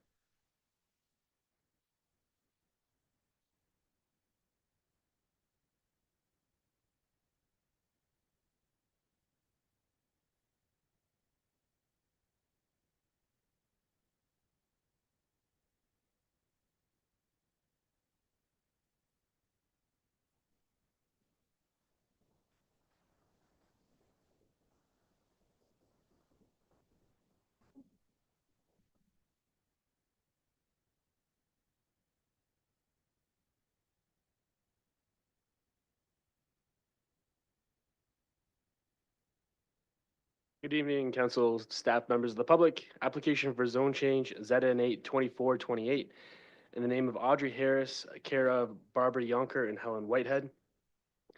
The subject lands are described as concession 13, part lot 5, formerly in East Zora, in the city of Woodstock, and are municipally known as 231 Pitock Park Road. The subject lands are designated low-density residential in the county's official plan and are currently zoned future development and are requested to be zoned residential zone 3. The application for zone change proposes the development to contain 4 townhouse blocks of 5 units each and 2 semi-detached blocks for totaling 24 dwelling units. The subject lands currently contain a single detached dwelling and a detached garage that is to be removed. At the time of writing this report, 1 letter of concern was received and has been included as an attachment to this report. The letter raises concerns over only single detached dwellings being permitted in the adjacent land zoned R119, lack of sidewalks in the area, and parking and traffic concerns, particularly related to Pitock Park traffic. For council's information, the city plans to initiate roadworks within this area in 2026, including sidewalks. The proposal is consistent with the PPS policies respecting intensification, redevelopment, and the efficient use of lands and municipal services within a service settlement. The redevelopment of the lands for 24 units, replacing the existing single detached dwelling, is an appropriate reuse and the redevelopment of underutilized lands that will provide additional housing units and types for current and future residents of the city of Woodstock. The proposal is consistent with the policies of the low-density residential designation. The proposal represents an appropriate reuse and development of an underutilized site, and the proposed density of 28 units per hectare is permitted in the low-density residential designation. The proposal also satisfies the criteria for infill proposals as contained in the official plan. The use of the lands for townhouses is a permitted use, and the subject lands front onto Pitock Park Road, a minor collector road that will be served by a single entrance. The subject lands are also immediately adjacent to Pitock Park and Pitock Conservation Area. This area of the city is characterized by a wide variety of lot sizes and lot areas and lot frontages and dwelling types, and the introduction of 24 dwelling units with a common entrance on an oversized lot will be compatible with surrounding development. Although the area directly west of the subject lands is characterized by very large lots with single detached dwellings, there are many smaller single detached and townhouse lots immediately to the east. The proposal also provides required parking and visitor parking. Development will be subject to site plan approval where the servicing design, lot grading, stormwater management, buffering, and fencing will be required to be designed to the satisfaction of the city. Planning staff are of the opinion that the proposed zone change is consistent with the PPS, the official plan policies respecting infill development in low-density residential areas, and should be given favorable consideration. As such, staff recommend approval of the application. Thank you. Any questions of the planner on this application?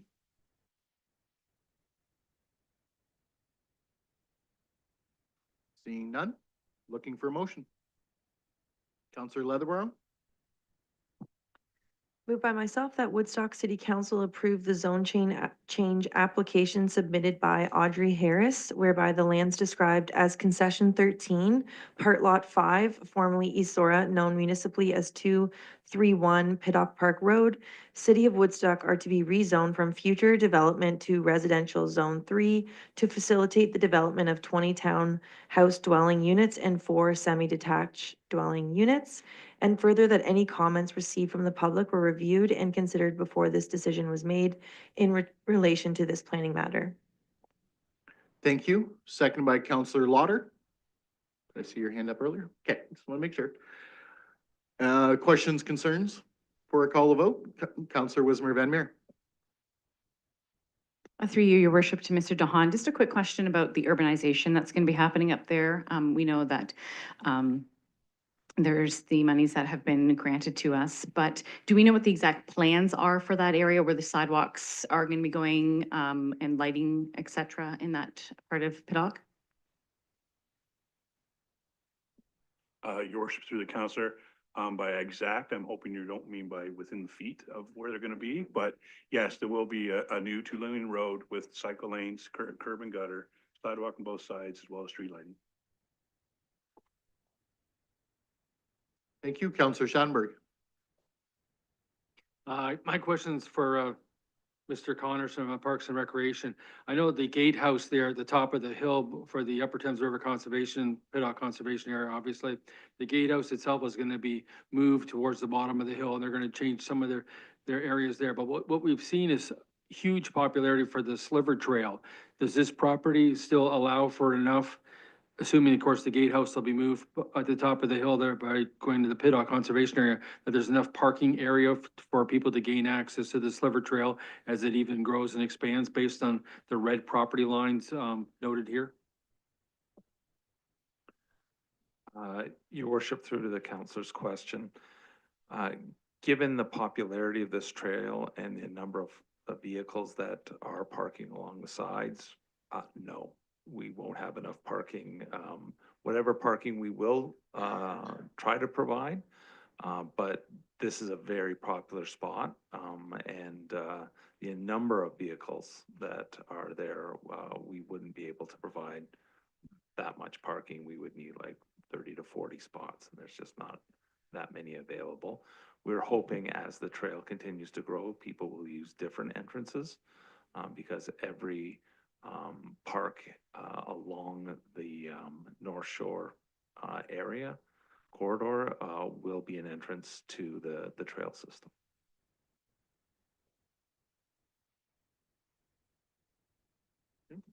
Anyone else?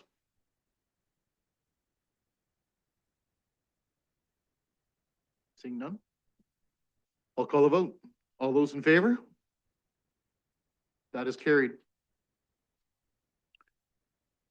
Next up, 9D ZN 8-24-26, application for zone change, which is 465 and 499 Norwich Avenue, or better known as Canadian Tire Walmart Plaza.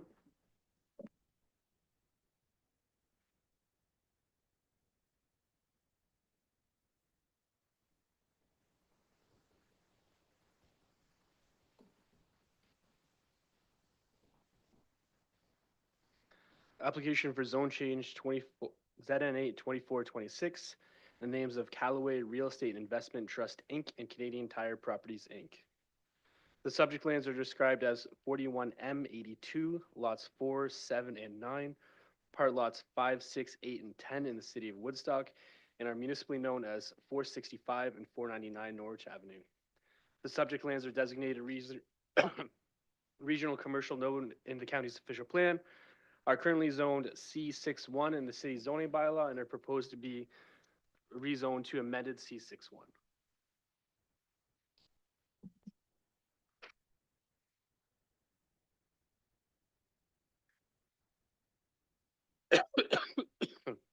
The application for zone change proposes to amend the current zone provisions on the subject lands to permit an LCBO, additional standalone building, and reduce minimum parking standard within the commercial plaza on the subject lands. The regional commercial node designation permits a wide variety of commercial uses, but the C61 zone specifically prohibits a retail food store or supermarket, a brewer's retail outlet, and an LCBO outlet. With regards to the prohibition of an LCBO outlet, this provision was originally intended to maintain the LCBO within the city's central area. However, the LCBO was relocated from the central area, and the increase in the city's growing population is able to support an LCBO outlet within this location. The requested reduction in parking from 1 space per 22 square meters to 1 space per 24 square meters of gross floor area for the commercial buildings is a minor departure from the existing standard and is resultant from the proposed standalone building, which is Building E on the applicant's sketch in the report. No parking issues have been identified on site, and the subject lands are serviced by public transit, and staff are satisfied that the reduction in parking will not have a negative impact on the site or adjacent properties. Building E is proposed to be located near the south end of the subject lands between Walmart and a 3-unit commercial structure. The building will impact some parking spaces, but will not impact traffic flow through the site. The subject lands have reached the maximum gross floor area for structures on the site, and the proposed new building means that the maximum gross floor area for the subject lands will need to be increased from 35,302 square meters to 35,900 square meters. The established maximum gross floor area was intended in part to ensure the functioning of the site and flow of traffic. Staff have no concerns that the increased maximum gross floor area will impact the subject lands or adjacent properties. Planning staff are satisfied that the proposal is consistent with the PPS, meets the general intent and purpose of the official plan, respecting commercial uses within the regional commercial node designation, and can be given favorable consideration. As such, staff recommend approval of the application. Thank you. Any questions of the planner?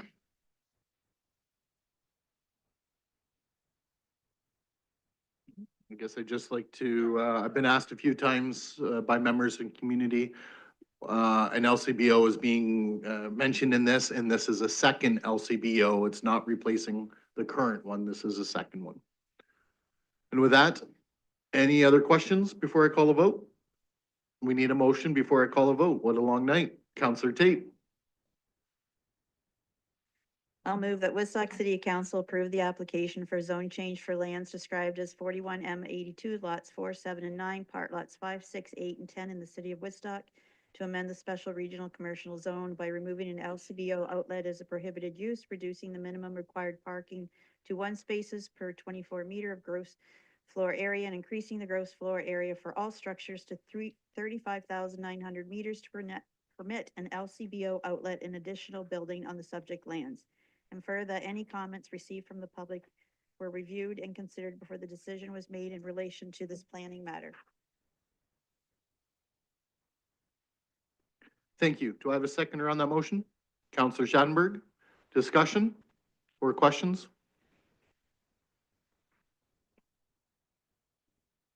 Seeing none, now we'll call the vote. All those in favor?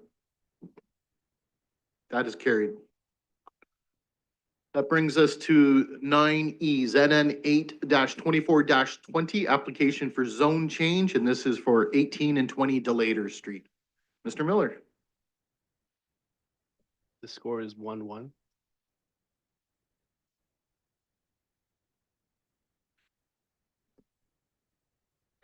Application for zone change, ZN 8-24-20, in the name of 10999-709 Canada Inc.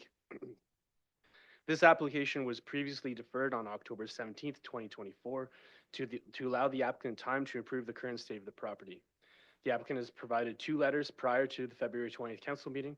The first letter is from the landowner, and the second letter is from Radar Property Management Inc., outlining improvements to the property and have been included as attachments. The subject property is described as part lot 2, east side of Delater Street, plan 10, as in 397795 in the city of Woodstock. This and are municipally known as 18 and 20 Delater Street. I don't know how I always end up sick on these council meeting nights. I have a 2-year-old, I guess that's how. The subject lands are designated central area and entrepreneurial district within the county's official plan, are currently zoned special residential zone R225, and are requested to be zoned special entrepreneurial district C3 11 in the city's zoning bylaw. The intent is to facilitate the addition of four dwelling units to an existing 3 dwelling units converted dwelling. This change will result in a development that is consistent with the definition of a multiple attached dwelling and is permitted in the C3 zone. The applicant proposes an addition to the rear of the existing residential building to accommodate the 4 extra dwelling units and proposes to relocate the existing accessory structure on the property to accommodate the additional required parking. The applicants intend to retain the accessory structure for storage space and for the residents and for storage of maintenance equipment. So if you look at the applicant's sketch that is up there right now, you can see that the structure is located to the rear of the property. Right now, it's still close to the rear, but not quite as close to the rear. It's a little more central in the property.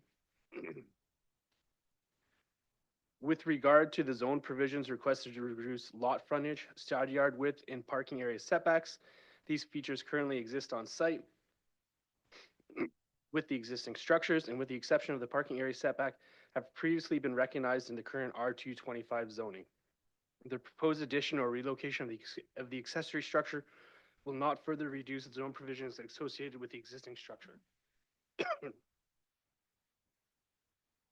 Resulting from the proposed addition and increase in dwelling units, the applicants have also requested alternative zone provisions with respect to lot area per dwelling unit, landscaped open space, and amenity space.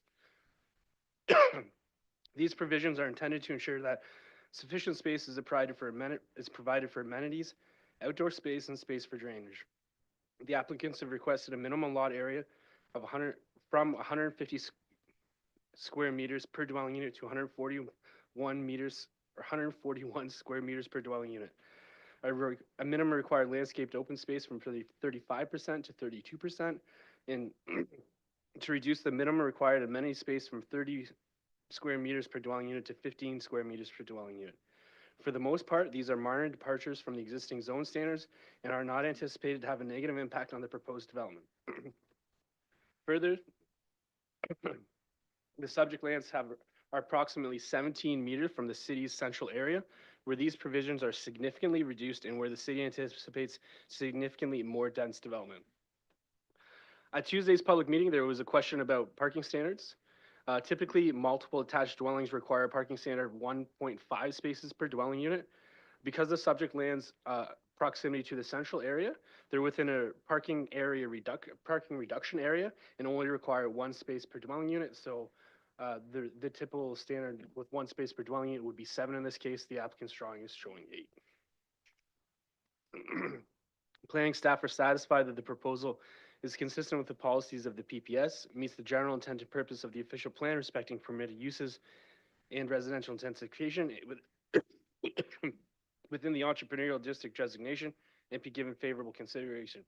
As such, staff recommend approval of the application.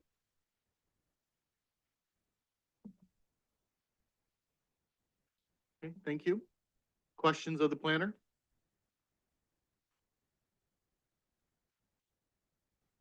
I do have a question for the accessory structure. Sorry to make it stand there longer. The garage itself is being proposed to be moved back, but structurally the same garage, I guess, is literally just going to be moved. What is the purpose then of the garage if it's not being used for any parking spaces? Is my interpretation of this. Yeah, so the applicants, when I talked to them, so it was in October, or prior to October, but their intent is to keep it to store maintenance equipment like lawnmowers, apparently not snow blowers, but shovels maybe, as well as a storage space for the residents as well. And do we know what it's currently being used as then? Since October at that time, they told me that it was used for storage for the residents. I don't know if that has changed since then. Sorry, if I can continue here. If the garage structure itself was removed completely, then it wouldn't need so many conditions, I assume? So I haven't done the exact calculations. At the time that the applicant made the application, There were some discussions with their agent who did the site plan drawings for them. If they remove the garage, they will come very close, if not being able to meet the amenity space provisions in the landscaped open space provisions. Okay, and further to that, I've had quite a few concerns about, can you speak to ARU's additional residential units being possible, in that structure? Yes, so the city's ARU bylaw only permits ARUs, so additional residential units on single detached dwellings, semi-detached dwellings, and street fronting townhouses. ARUs are not something that the province or the city contemplates in existing multiple unit developments, so it could not be incorporated that way. Okay, thank you. Councillor Schanberg. Yeah, from the mayor, through to Mr. Miller. On the drawing where it shows the 8 parking spots, if you were to move that garage anywhere, wouldn't it start taking up those parking spots? I mean, by looking at the drawing, I would think if you remove, say, the back half of that garage, removed it completely, just the back half of it, that would certainly allow for the parking spots to stay, and you'd still have a place to store your so-called lawn equipment. Yes, so through the mayor, they're providing the minimum required parking, so they've actually relocated this in the drawing, it's showing the relocation. It's more central in the property now, so without relocating it back there, they couldn't find a way to provide the required parking, so that relocation is to provide the required parking.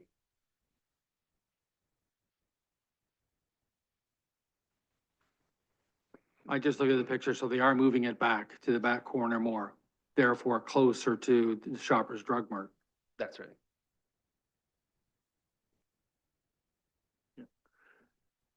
Any other questions of the planner? Seeing none? Oh, sorry. Oh, okay. Councillor Schanberg, making a motion? No. I'm looking for a motion.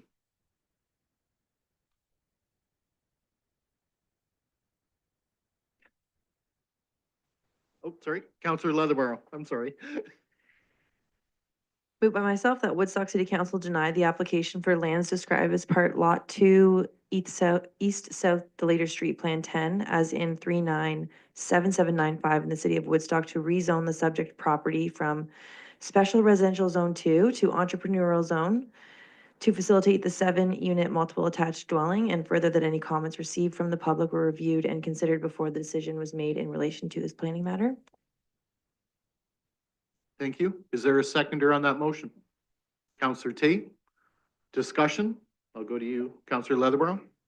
Through you, Mr. Mayor, I believe in October, I moved an initial motion to deny this application because I was unsatisfied with the lack of amenities and green space, open space, things like that. So now that there has been, it ended up being deferred. Obviously, that was the vote that passed, but I still will stick with my original comments to vote to deny this application.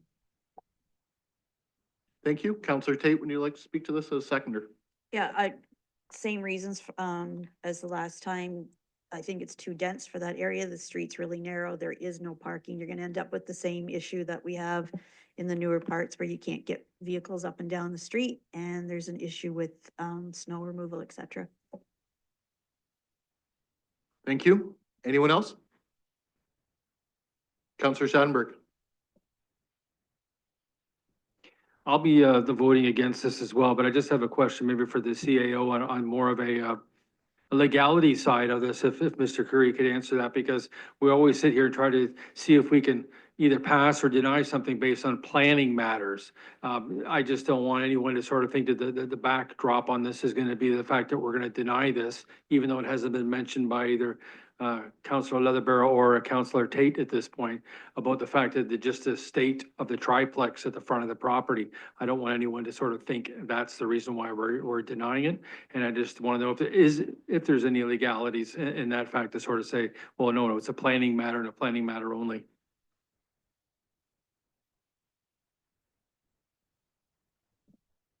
And your worship, through to Councillor Schanberg, yes, you certainly should be making the decision with respect to denying the application on the basis of planning matters, not on property standards, which is not a planning matter.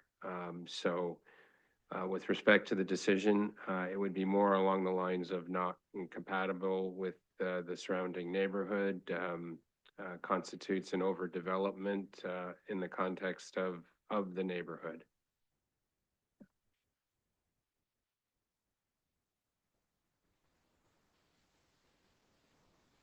Okay. Anyone else? Counselor Leatherman? Way over here. Yeah, I do have some planning reasons as it relates to October 17th, 2024. So council isn't satisfied with the 15-meter square of amenity space per dwelling unit, where 30-meter square is typically required in the zoning bylaw, especially when compounded by the requested reduced minimum lot area per dwelling unit, reduced landscaped open space, and other already reduced zoning provisions. So just to add those to the minutes, perhaps, if we're discussing specific planning matters. Thank you. Counselor Schanberg? I just want to reiterate therefore that I am on the same side. It's a planning matter that I'm voting against this matter or denying this this ask from the property owner there. I just wanted to sort of clarify that because we've had both in October and again now, delegations that have come forward to talk about whatever they've talked about as far as the state of the triplex in the front of the property. And I just wanted to again stipulate that to sort of say, we're denying it based on planning matters, nothing to do with the state of the triplex at the front of the property. Okay, thank you. Anyone else? Well, I certainly say that is my main concern is the accessory structure. I don't see the purpose of it. I don't see the need to reduce so much by the accessory space in the provisions asked. A simple shed would work for a lawnmower and a snow blower even. Don't feel that, and for those reasons, I'm gonna also go vote in denying this application myself. Any other comment or questions before I call the vote? Counselor Lauder. Maybe we could find out the size of that garage because it would, with the garage there, and maybe that would help in the denial of the application when if it comes before the tribunal. I'm quite sure if this has to be defended at the tribunal, we will put those calculations together with the planning department. Thank you. Thank you. Yep. Anyone else? So a motion on the floor is to deny application, just to be clear. No, you cannot. All those in favor? That is carried. Application denied. 9F, ZN 8-24-16 Cache Development, ZN 8-24-18 Carn Road Development, north side of Carn Road, west of Mill Street. Mr. Miller.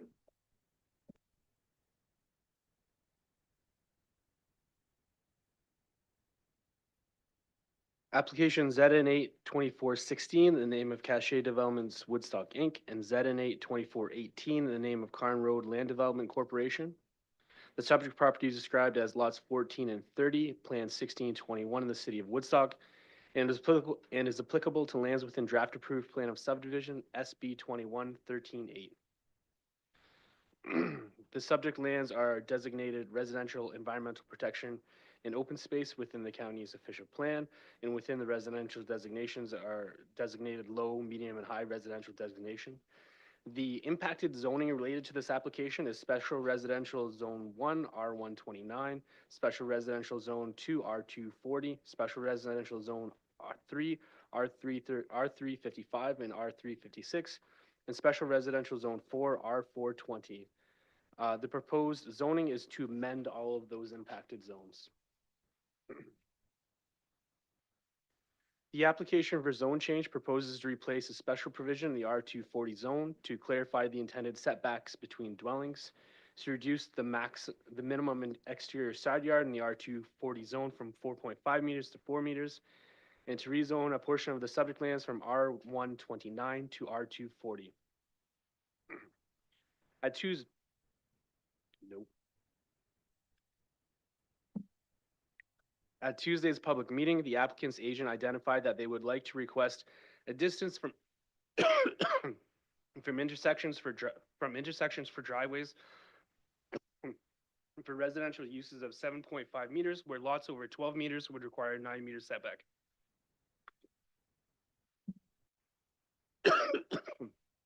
Following the public meeting, sitting engineering staff confirmed that they support this reduction and has since been included in a recommendation for approval that was provided to the city clerk's office yesterday. So I think all of you have that. So I've changed the recommendation from the original report to the updated report. The applicants have requested that 3 lots in the plan of subdivision, lots 1 to 3, also shown on plate 4, be rezoned from R129 to R240.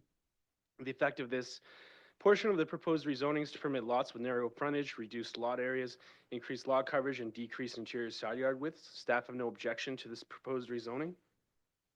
The applicants have requested to reduce the exterior side yard width in the R240 zone from 4.5 meters to 4 meters. The intent of the minimum interior side yard setbacks is to ensure adequate space is provided for regular maintenance of the right-of-way and provide a safe, provide space for grading and drainage, and to ensure that buildings are adequately set back to maintain sightlines and a consistent streetscape. Building and engineering staff have not identified safety concerns with the reduced setbacks, provided site triangle setbacks are maintained, with the exception of the over 12-meter lots that we've now agreed to be able to reduce to 7.5 meters. Through the subdivision review process, engineering staff will further ensure that adequate grading and drainage can be provided to the subdivision based on the approved setbacks. The applicants have requested that the existing provision for interior side yard widths be clarified in the R240 zone. The intent of this is to changes to provide clarity on the minimum interior side yard widths to facilitate easier interpretations of these zone change. The applicants suggested clarification is consistent with staff's interpretation of the existing R240 zone provisions, and as such, staff have no concern with the proposed changes, and have forwarded the suggested wording to the applicant's agent. You now have that wording in the proposed zoning bylaw that I've provided to the clerk's office.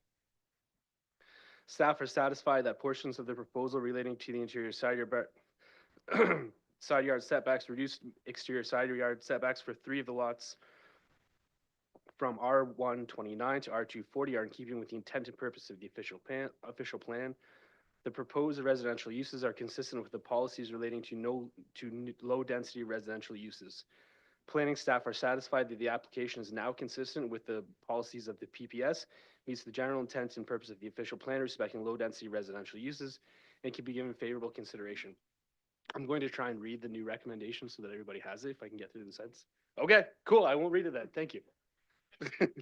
I'll just be clear that, does council want it read? Or is everybody comfortable that we do have it? Okay. Any questions of the planner before he sits down? Sorry. I'd like to say thank you not only to yourself, but also to our engineering department that did take a look and ensured everything was good so we can get it either approved or denied, depending on council decision this evening instead of any more delays. With that, looking for a motion. Councillor Wismer Van Meer.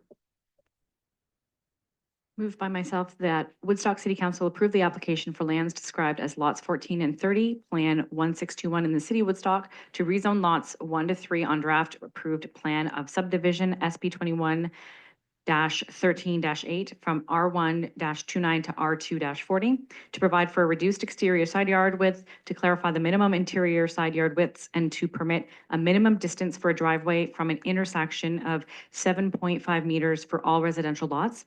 And further, that any comments received from the public were reviewed and considered before the decision was made in relation to this planning matter. Thank you. Second by Councillor Tate. Discussion or questions?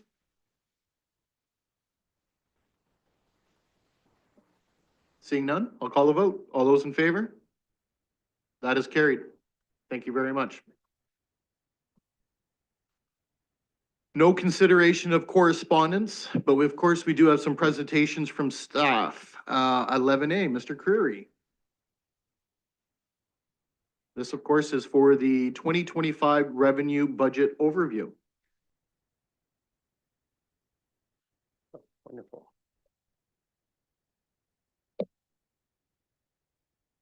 Wait for it to come up. There we go. So, Your Worship, before we start, I do not have an update on the score for you. It's tied 1-1, yeah. My wife's been messaging me. Okay. Well, I'd like to ask for a recess to sanitize the podium. It's been a long night. So we're going to throw caution to the wind and we're going to drive on. So we'll just we'll hope. All right, well, thank you, Your Worship. Good evening, Your Worship, members of council. On behalf of your administration, we're pleased to present you with the proposed 2025 revenue fund budget. Tonight, Mrs. Campbell and I will just provide a very high-level overview of the proposed budget.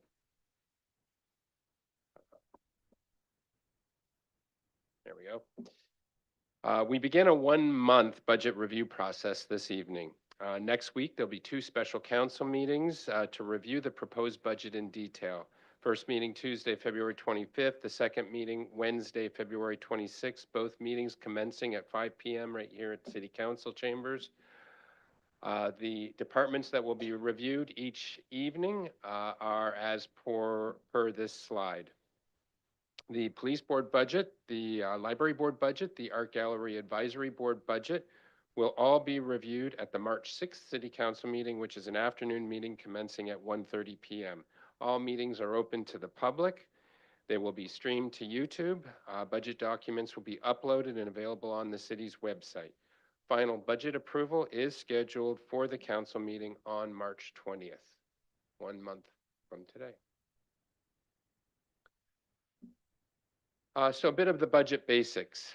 The city adopts a budget in accordance with the Municipal Act. Our budget is balanced, with expenditures being generally funded from current revenues.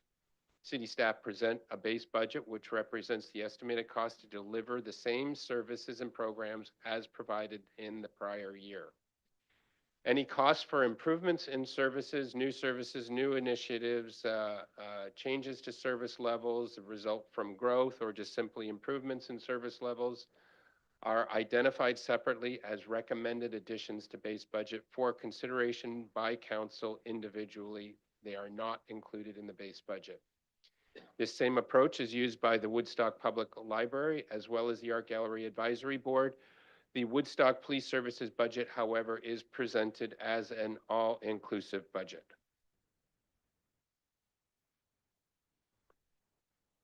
Okay, so a little bit of budget terminology. We're just going to quickly cover this. The tax levy just represents the net amount to be raised from property taxes to fund the city's operating costs as well as debt servicing costs. It generally covers the total expenditures less any other source of revenue, which can include user fees, grants, revenue taken from reserves, etc. The tax levy is determined by council each year based on these budget deliberations. Of course, we are talking only about the city levy here today and for the next 30 days. But the total tax levy is the sum of the city levy, the county levy, and the levy for education purposes from the province.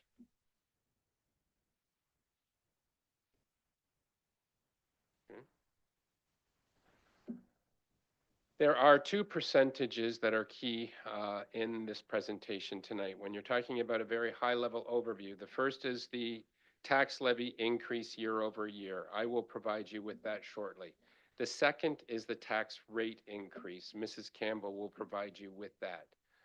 The tax rate is simply a calculation using the assessments from MPAC, the tax ratios, and other policies with the levy raised as determined by this budget process. The tax rate, which is when multiplied by your assessment, is what will produce your actual taxes owing for each individual property. So in many respects, the tax rate is a more critical, I guess, element in terms of percent increase. The important thing is that the tax rate takes into account mitigations on increases in the tax levy as a result of a new assessment that comes online resulting from growth that occurs within the city.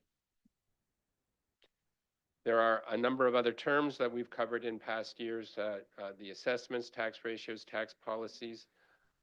Just for the sake of brevity, we'll just continue on.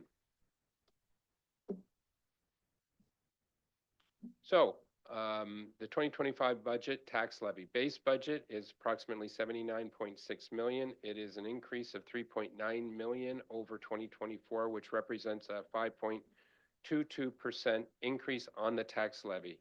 Mrs. Campbell will introduce the increase to the tax rate shortly.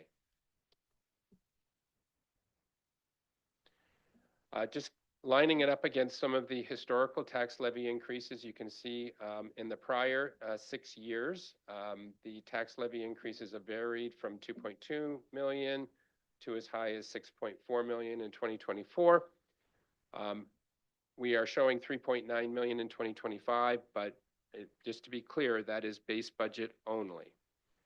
All those prior tax levy increases were total levy increases, including any increases to base budgets that were approved by council.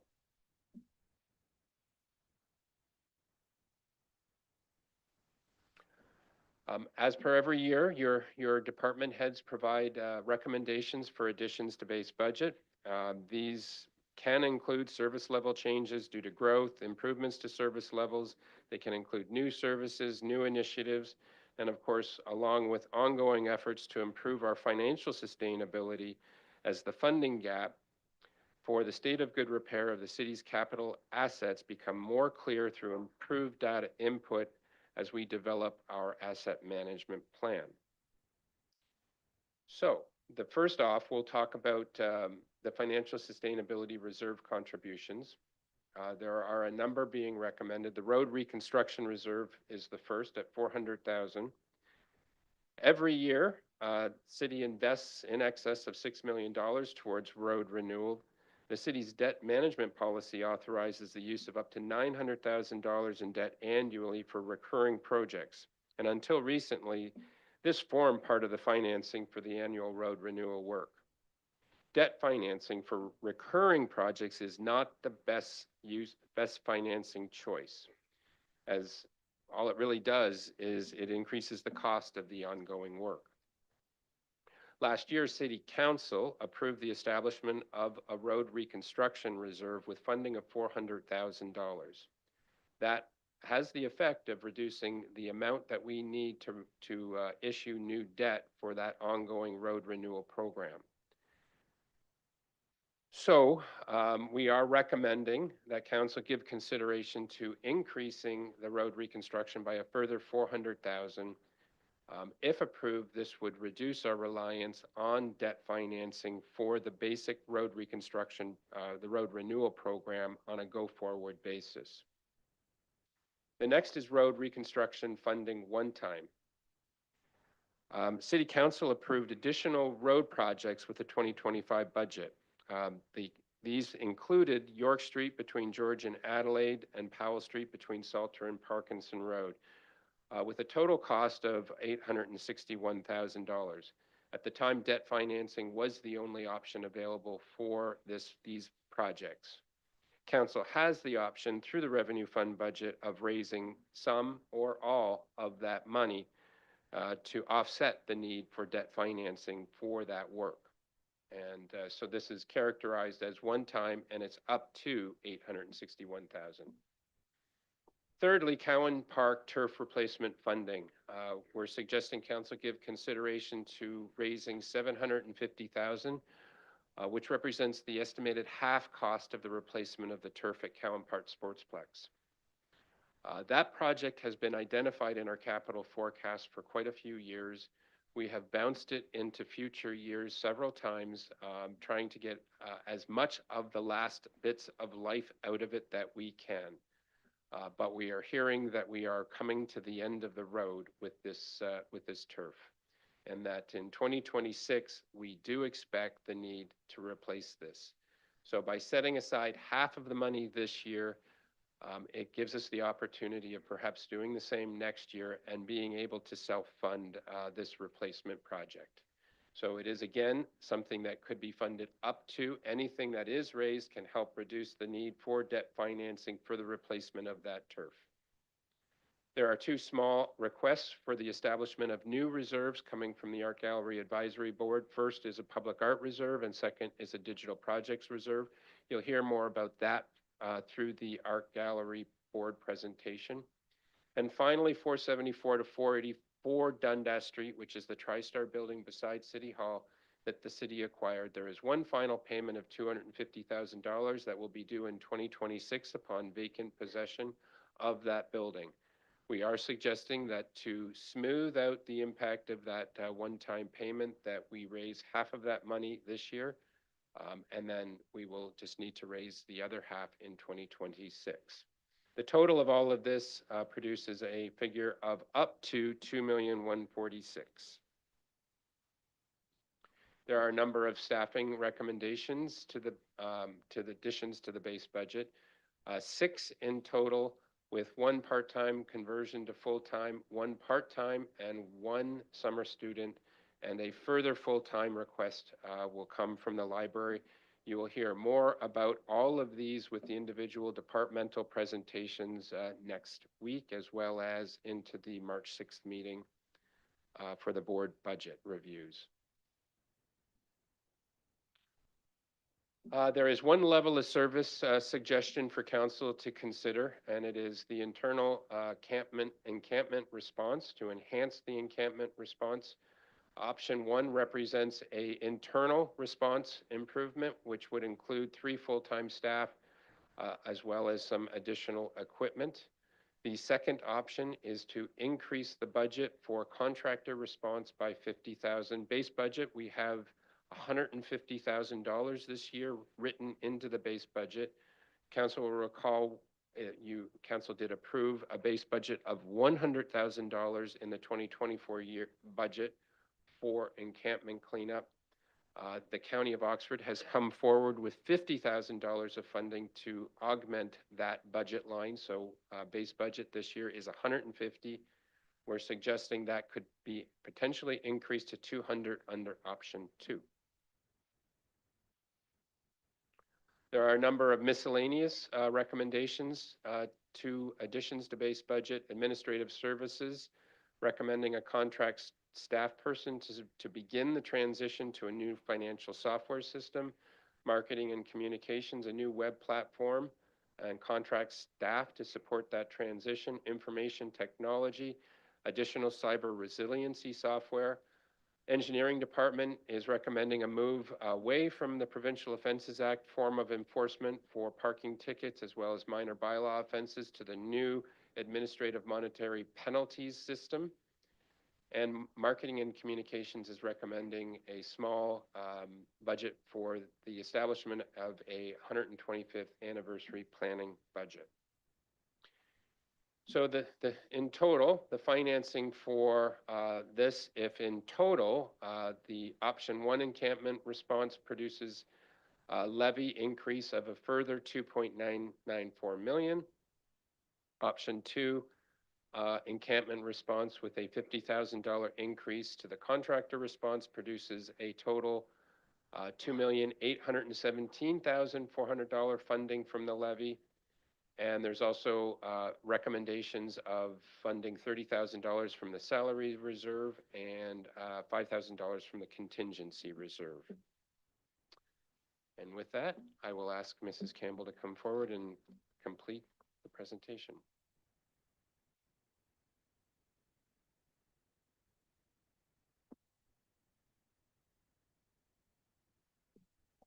Thank you. Good evening, Your Worship and members of council. I'll be covering some of the general sections associated with the 25 Revenue Fund budget and providing some information on assessment and taxation. So the first slide is one that we present each year to council. It's fine print up there on the screen, so it's also available on page 51 of your budget package. It illustrates the allocation of the proposed levy by department. As always, the biggest piece of the pie is our protective services at 44.2% this year. That's up about 0.5% from 2024. The balance of the levy, which is about just under 56%, funds the balance of all other services that the city provides, including approximately 16.2% for roads and storm sewers, almost 11% on parks and rec, and approximately 10% to general government. The general government supports the services and programs provided by the city and includes the departments such as admin services, clerks, human resources that support everybody. It also includes some of the expenses at the beginning of the budget, such as the boundary adjustment payments and the reserve contributions that can't be specifically tied to a department. The balance of the chart is made up of about 18.5%, which is capital out of revenue, transit, library, and cultural services, as well as planning and development. And overall, the allocation is fairly consistent with the previous year. The next slide provides a breakdown of our 2025 revenue sources. This is how we pay for all of the expenditures we just talked about in the previous slide. Largest piece of this is always taxes, and taxes do fluctuate based on, basically it's an inverse relationship with the industrial land sales account.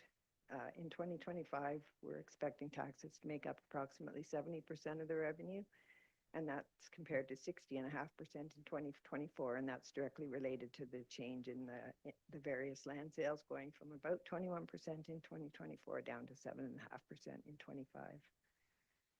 Since we do contribute the net profit from the industrial land sales to the Industrial Land Reserve Fund, the value of the land sales does not actually impact the levy, but it does cause a fluctuation in the composition of the revenues. In 2024, we had budgeted $25 million in industrial land sales, and that's down to $8 million this year based on the fact that most of the property in the Allier subdivision has been sold. And similar to the proposed levy spending, the revenue source allocation, with the exception of the taxation and industrial land sales, is similar to the previous year. This slide is illustrating the taxable assessment over the last 7 years, and as you can see, it's a continually increasing trend. The assessment growth from 24 to 25 was 2.39% compared to 1.82% the previous year. We did experience a significant amount of building permit activity in both commercial and industrial sectors during 2023 and as well in 2024, although not quite as much. And we do hope that the increase in the building activity is going to continue to translate into assessment growth going into 2025.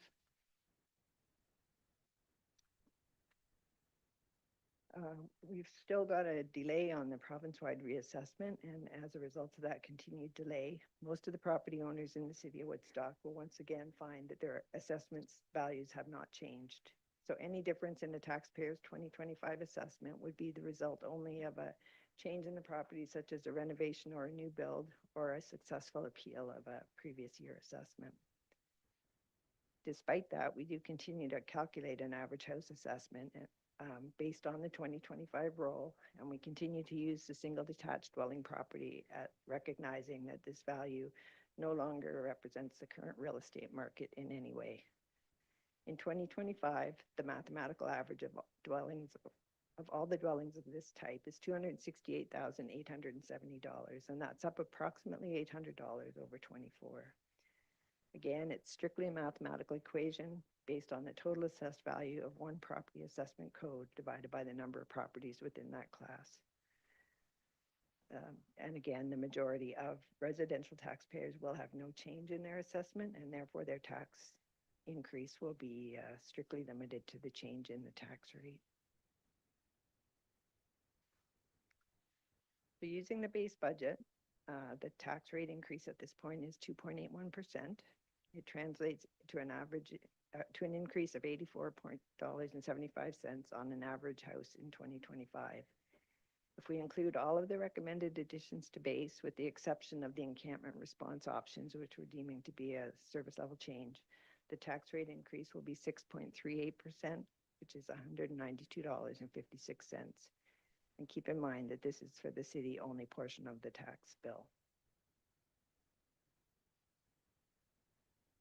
And finally, the 2024 surplus. So currently, the surplus is sitting at approximately $3.4 million.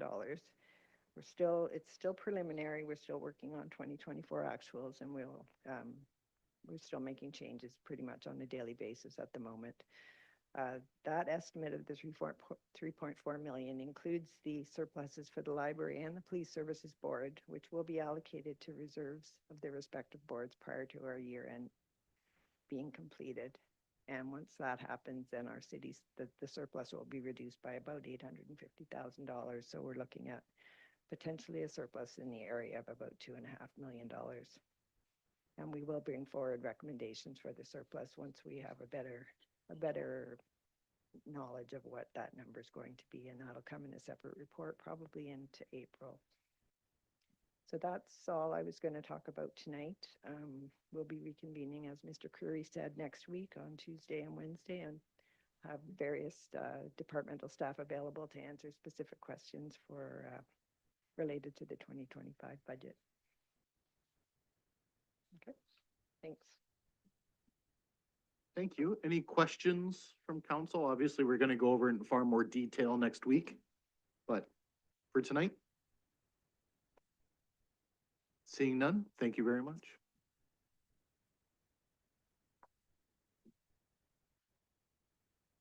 Next up, we do have a mayor's report this evening.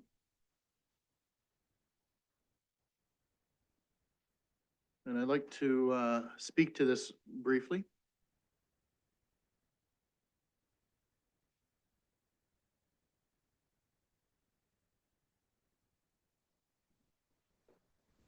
During capital budget discussions back in December, there was a conflict declared, and I did ask for, I directed the CIO for a legal opinion at that point in time from the solicitor regarding the city's options for revisiting past decisions.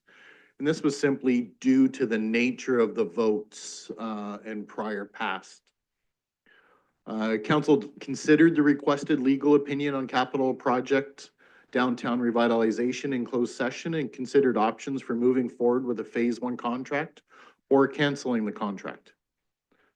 Council then requested further information on the cost of canceling phase 1, which was estimated to be approximately $900,000. Council received the closed session report as information. As a result, the project will move forward as planned and previously approved by council. Construction of phase 1 is anticipated to start in spring of 2025, and phase 2 is anticipated to start in summer of 2025.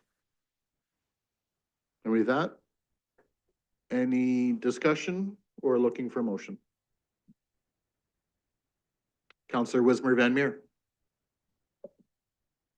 I move that Woodstock City Council receive the update regarding capital project INFO 0138 downtown revitalization phase 1 as information.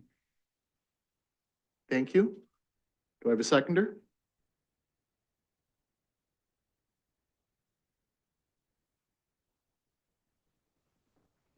Seeing none, is there a, yep, Councillor Lauder? I'll second it to get it on the floor, but I will speak to, Okay. I don't agree with them. So.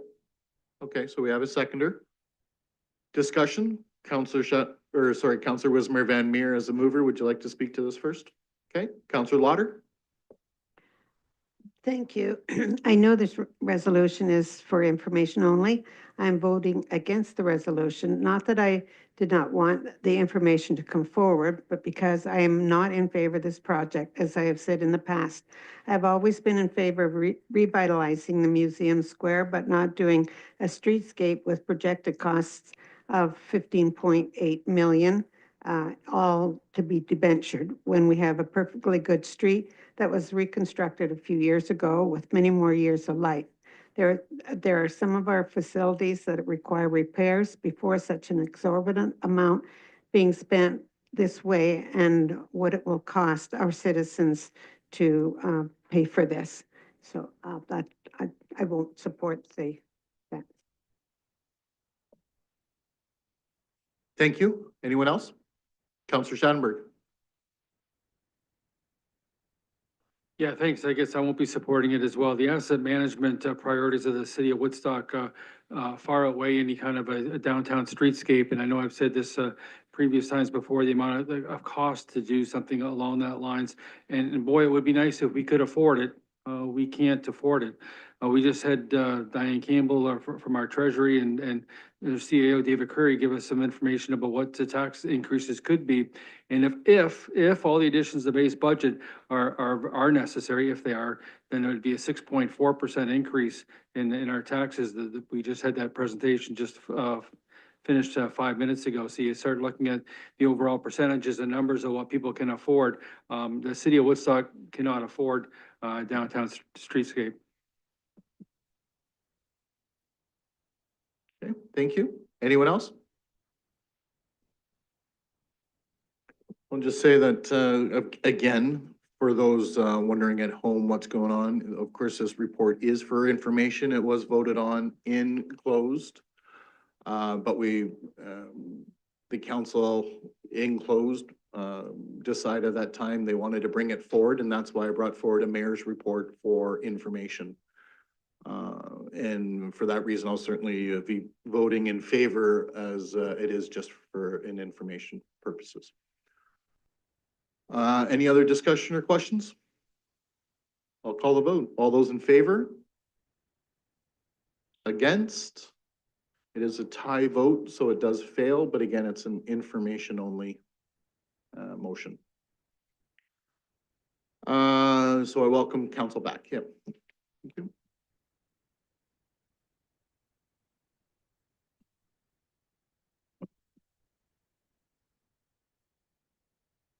Feedback from Mike.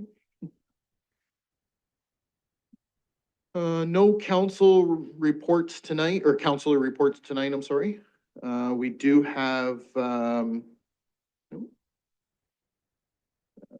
nothing from administrative services, but we do have an engineering report this evening, 14B.1 Arthur Street reconstruction. Councilor Tate? I'll move that Woodstock City Council award the tender for the reconstruction of Arthur Street to BKT Excavating Limited in the amount of $954,999.27, inclusive of HST. Thank you. Do we have a seconder on that? Councilor Schadenberg? Discussion? Councilor Tate? Just a comment, as I've said this a number of times, just take note how many people are bidding on contracts, and this one is coming all the way from Strathroy to do this work. So the economy is not great. Private work has dried up, and so we need to be really careful when we're doing the budget. That's it. Thank you. Anyone else? Anybody else hear that? Anyone else before I call the vote? All those in favor? None opposed. Next up, 14B.2 amendments to traffic bylaw number 8021-04.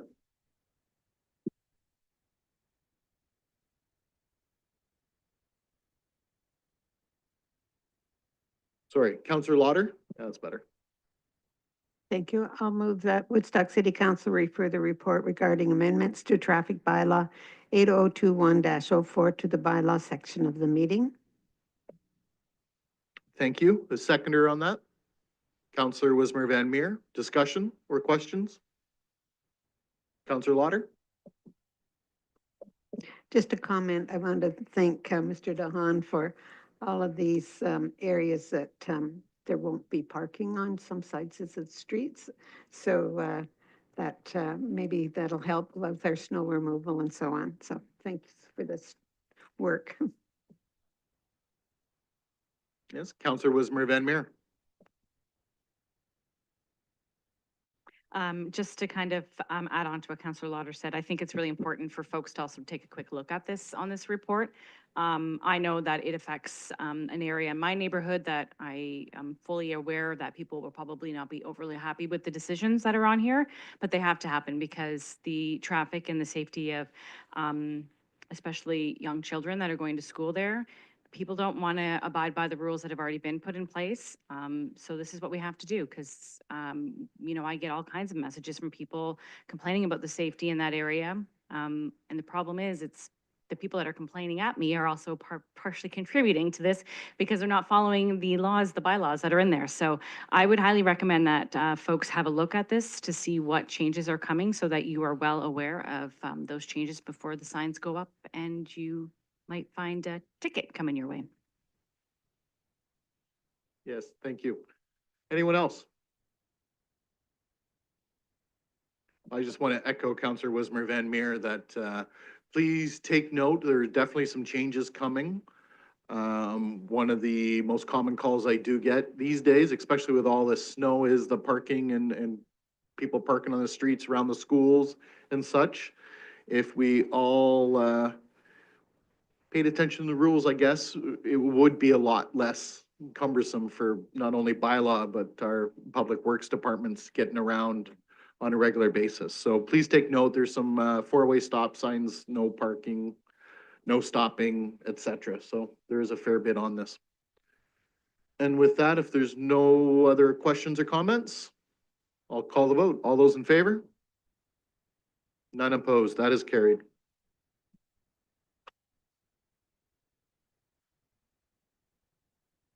Nothing from cultural services this evening, but we do have Parks and Rec, which is 14D.1 additional funds request. A motion on the floor. Councillor Tate. Move that Woodstock City Council approve an additional 21,100 from the equipment reserve for the purchase of a replacement 1-ton dump truck. Thank you. Second by Councillor Martin. Discussion or questions?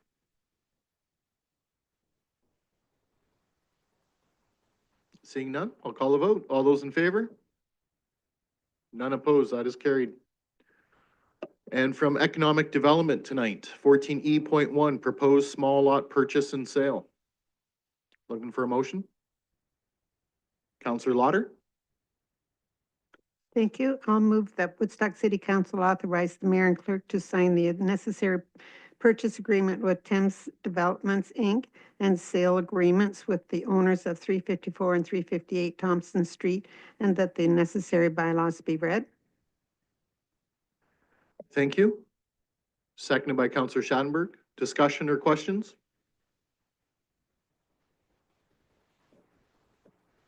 Seeing none, I'll call the vote. All those in favor? None opposed. That is carried.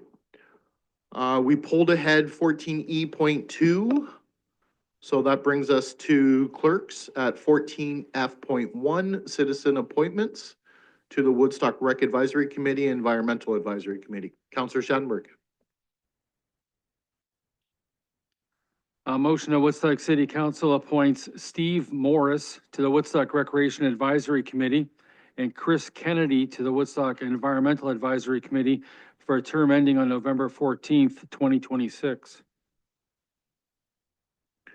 Thank you. Do I have a seconder on that? Councillor Tate. Discussion or questions? Councillor Schattenberg. I guess I just want to state, for example, that Chris Kennedy is welcoming back to the Environment Advisory Committee. It's one of the committees I sit on. And it's good to see somebody that's a volunteer to be able to sort of say, okay, it's time for me to jump back on board. So we welcome Chris Kennedy back. Thank you. Anyone else? Seeing none, all those in favor? None opposed, that is carried. Just like to say thank you to all the applicants. Of course, it's always good to see so many applications for these positions in order to volunteer here in our community. So nothing from CAO's office, Human Resources, Fire Services, Public Works, or IT tonight. That brings us to item 15, Special Committee and Advisory Task Force Reports, 15A, 2024 funding requests. Looking for a motion on the floor. Councillor Leatherborough. Moved by myself that Woodstock City Council approves the following allocation of funds from the Community and Social Wellbeing Reserve Fund. Number 1, Ingamo Homes grocery gift cards for $5,000. Number 2, Operation Sharing Table Meal Program expansion, $19,500. Number 3, Children's Aid Society of Oxford County Rapid Response for Youth at Risk, $25,000. Thank you. Is there a seconder on the motion? Councillor Wismer Van Meer. Discussion?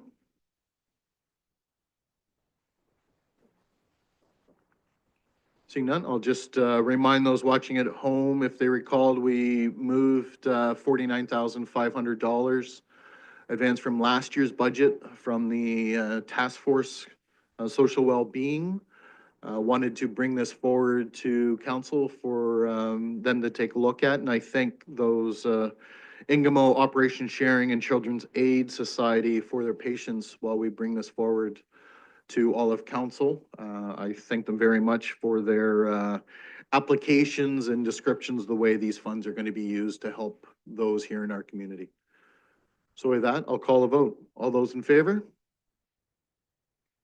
None opposed. That is carried. No notice of motion, but we do have new business this evening. Councillor Martin. Thank you, Mayor Accioni. The motion is, whereas speeding, distracted driving, and impaired driving are among the leading causes of driving-related collisions, injuries, and fatalities in Ontario, and whereas municipalities are called upon to modify driver behavior through very expensive infrastructure and even more expensive policing, and whereas infrastructure and policing are inherently limited in their effectiveness at reducing speed and distracted driving and entirely ineffective at reducing impaired driving, therefore be it resolved that the City of Woodstock calls on the provincial and federal governments to do everything in their power to limit speeding, distracted driving, and impaired driving, and thereby reduce collisions, injuries, and fatalities in our communities. And that the City of Woodstock specifically requests that the Government of Ontario take action to implement the Rural Road Safety Program that Good Roads has committed to leading, which will allow Ontario rural municipalities to make a critical investment needed to reduce the number of people being killed and seriously injured in Ontario's rural roads, and that the City of Woodstock staff work with Oxford County and all Oxford municipalities on the feasibility of implementing a long-term Vision Zero policy and the Good Roads Rural Road Safety Strategy across all of Oxford, and that a copy of this resolution be forwarded to the Ontario Premier, Ontario Ministry of Transportation, Minister of Infrastructure, Minister of Agriculture, Ontario Minister of Rural Affairs, Ontario Associate Minister of Emergency Preparedness and Response, and Ontario Ministry of Health, and further that this resolution be circulated to all Oxford Police Service Boards, Safe and Well Oxford, Good Roads, and all municipalities in Ontario requesting their support. Thank you. And as a new business, this will be brought forward at our next meeting. Well, that's what we were just talking about. I don't think we've read this in, though. We have? Oh, my apologies then. Okay, so that was the delay. My apologies. That, I need a seconder then, or looking for a seconder. Councillor Leatherborough. Discussion, Councillor Martin. Thank you, Mayor Accioni. Just for clarity, this motion was written back in the middle of January, third week of January after we came back from Roma and some of the conversations that were had then. So I just want to lay out the timeline of that. Vehicles today have so many safety features that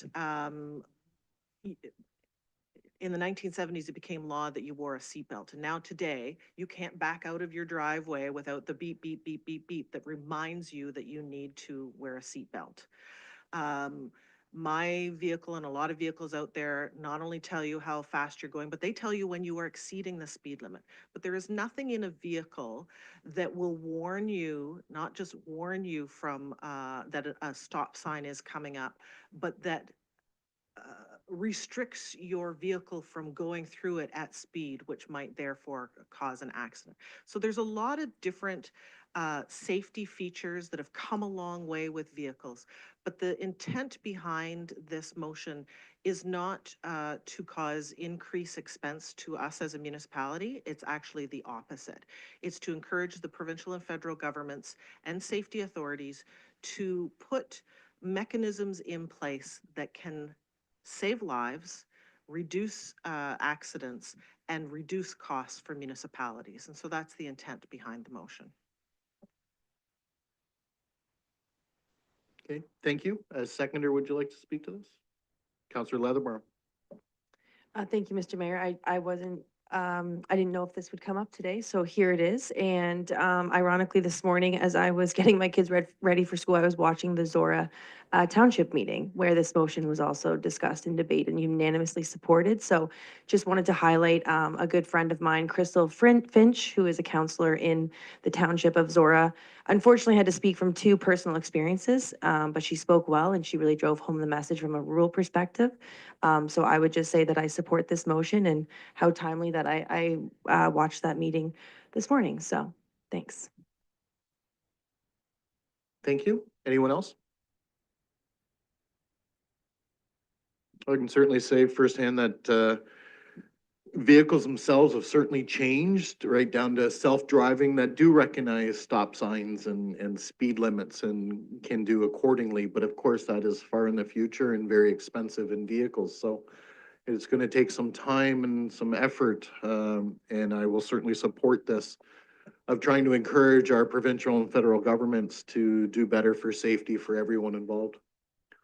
And with that, if there's no other questions or discussion, I'll call the vote. All those in favor? That is carried, none opposed.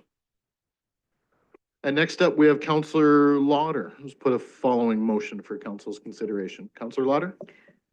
I'll move that Woodstock City Council direct staff to prepare a report outlining the legal framework for converting a city county councillor position to deputy mayor position commencing in the 2026-2030 term of council. Okay, thank you. Do we have a seconder on that motion?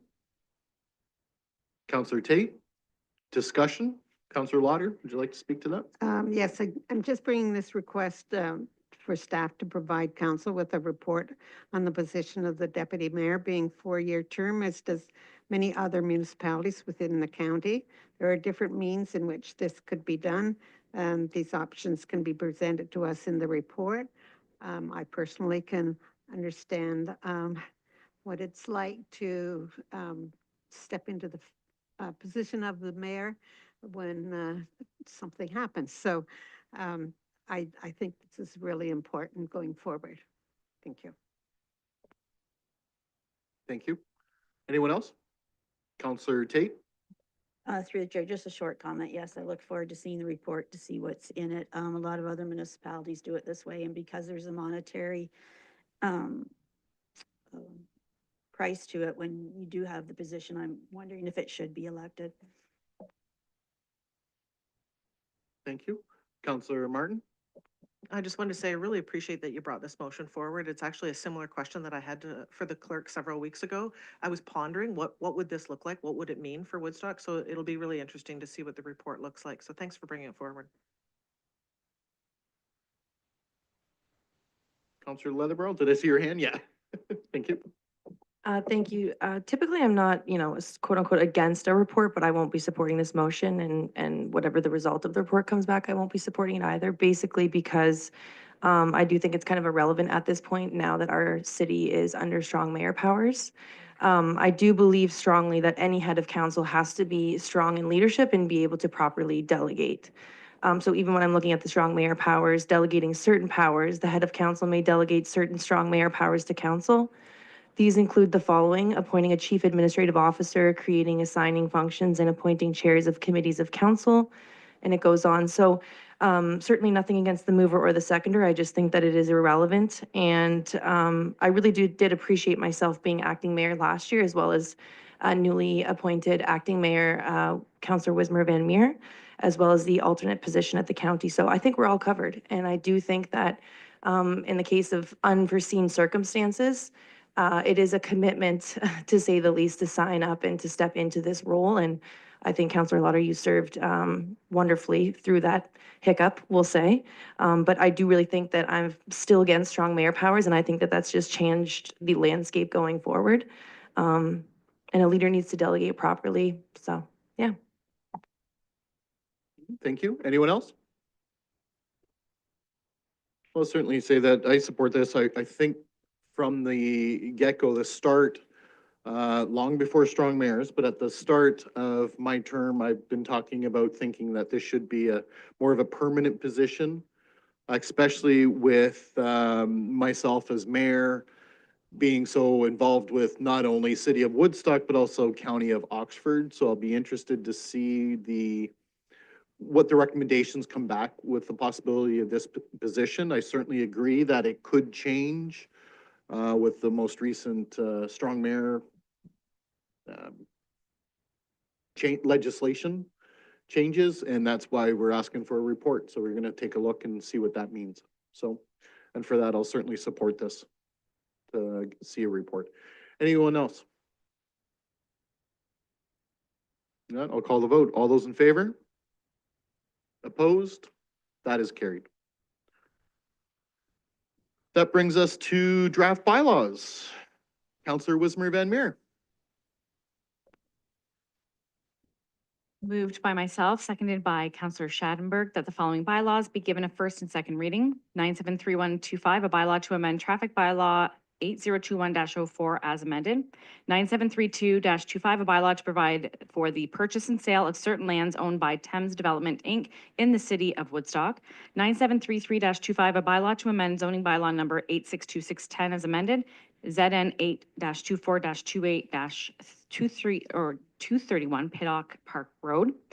9734-25, a bylaw to amend zoning bylaw number 8626-10 as amended. ZN 8-24-26, 465 and 499 Norwich Ave. 9736-25, a bylaw to amend zoning bylaw number 8626-10 as amended. ZN 8-24-17, 570 Walter Street.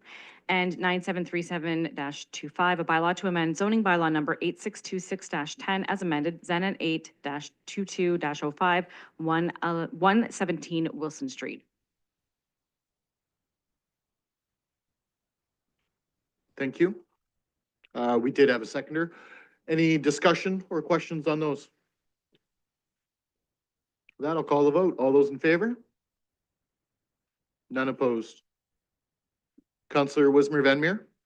Moved by myself and seconded by Councillor Schadenberg that the following bylaws be given a third and final reading. 9731-25, 9732-25, 9733-25, 9734-25, 9736-25, and 9737-25. Thank you. Last chance. Any final questions or discussion? All those in favor? None opposed. Those are carried. And that brings us to questions and addresses of council.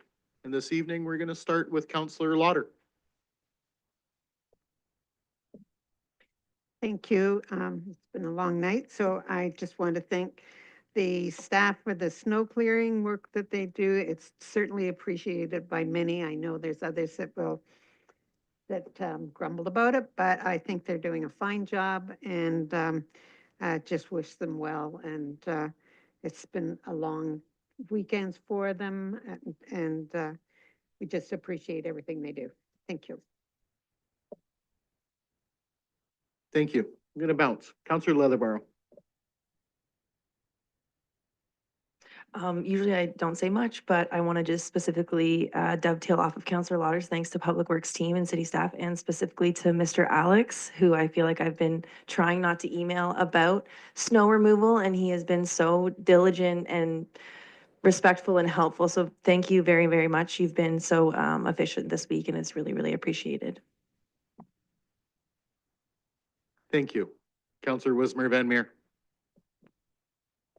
I'm tired that I can't even see straight, so I'm going to keep it super short. I hope everyone enjoys the rest of your week. Also, a big thank you to Alex, who every time I emailed, I'd say, I promise I'm not going to send another one. I learned really quick to not do that anymore. So thank you again for being so diligent and getting back to us so quickly. But I hope everyone enjoys a weekend that, knock on wood, seems to be snow-free so far. Yeah, you just jinxed us. Councillor Martin.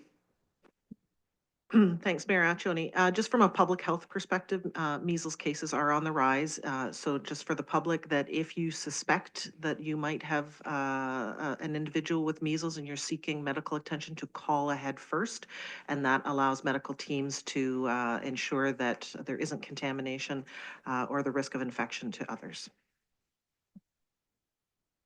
Thank you. Councillor Schadenberg. Yeah, just a reminder, the annual Rec and Leisure Fair is coming up quickly, Sunday, March the 2nd, 1 till 4 p.m.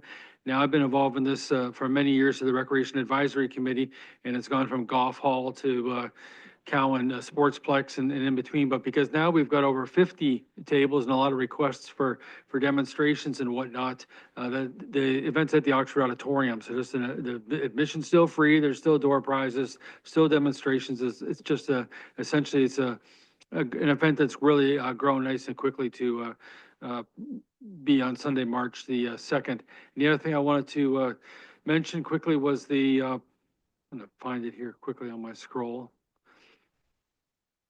Yeah, CD Saturday is on Saturday, March the 8th, 11 a.m. till 3 p.m. It's an event organized by the Woodstock Environment Advisory Committee and also the Woodstock Public Library on Saturday, March the 8th.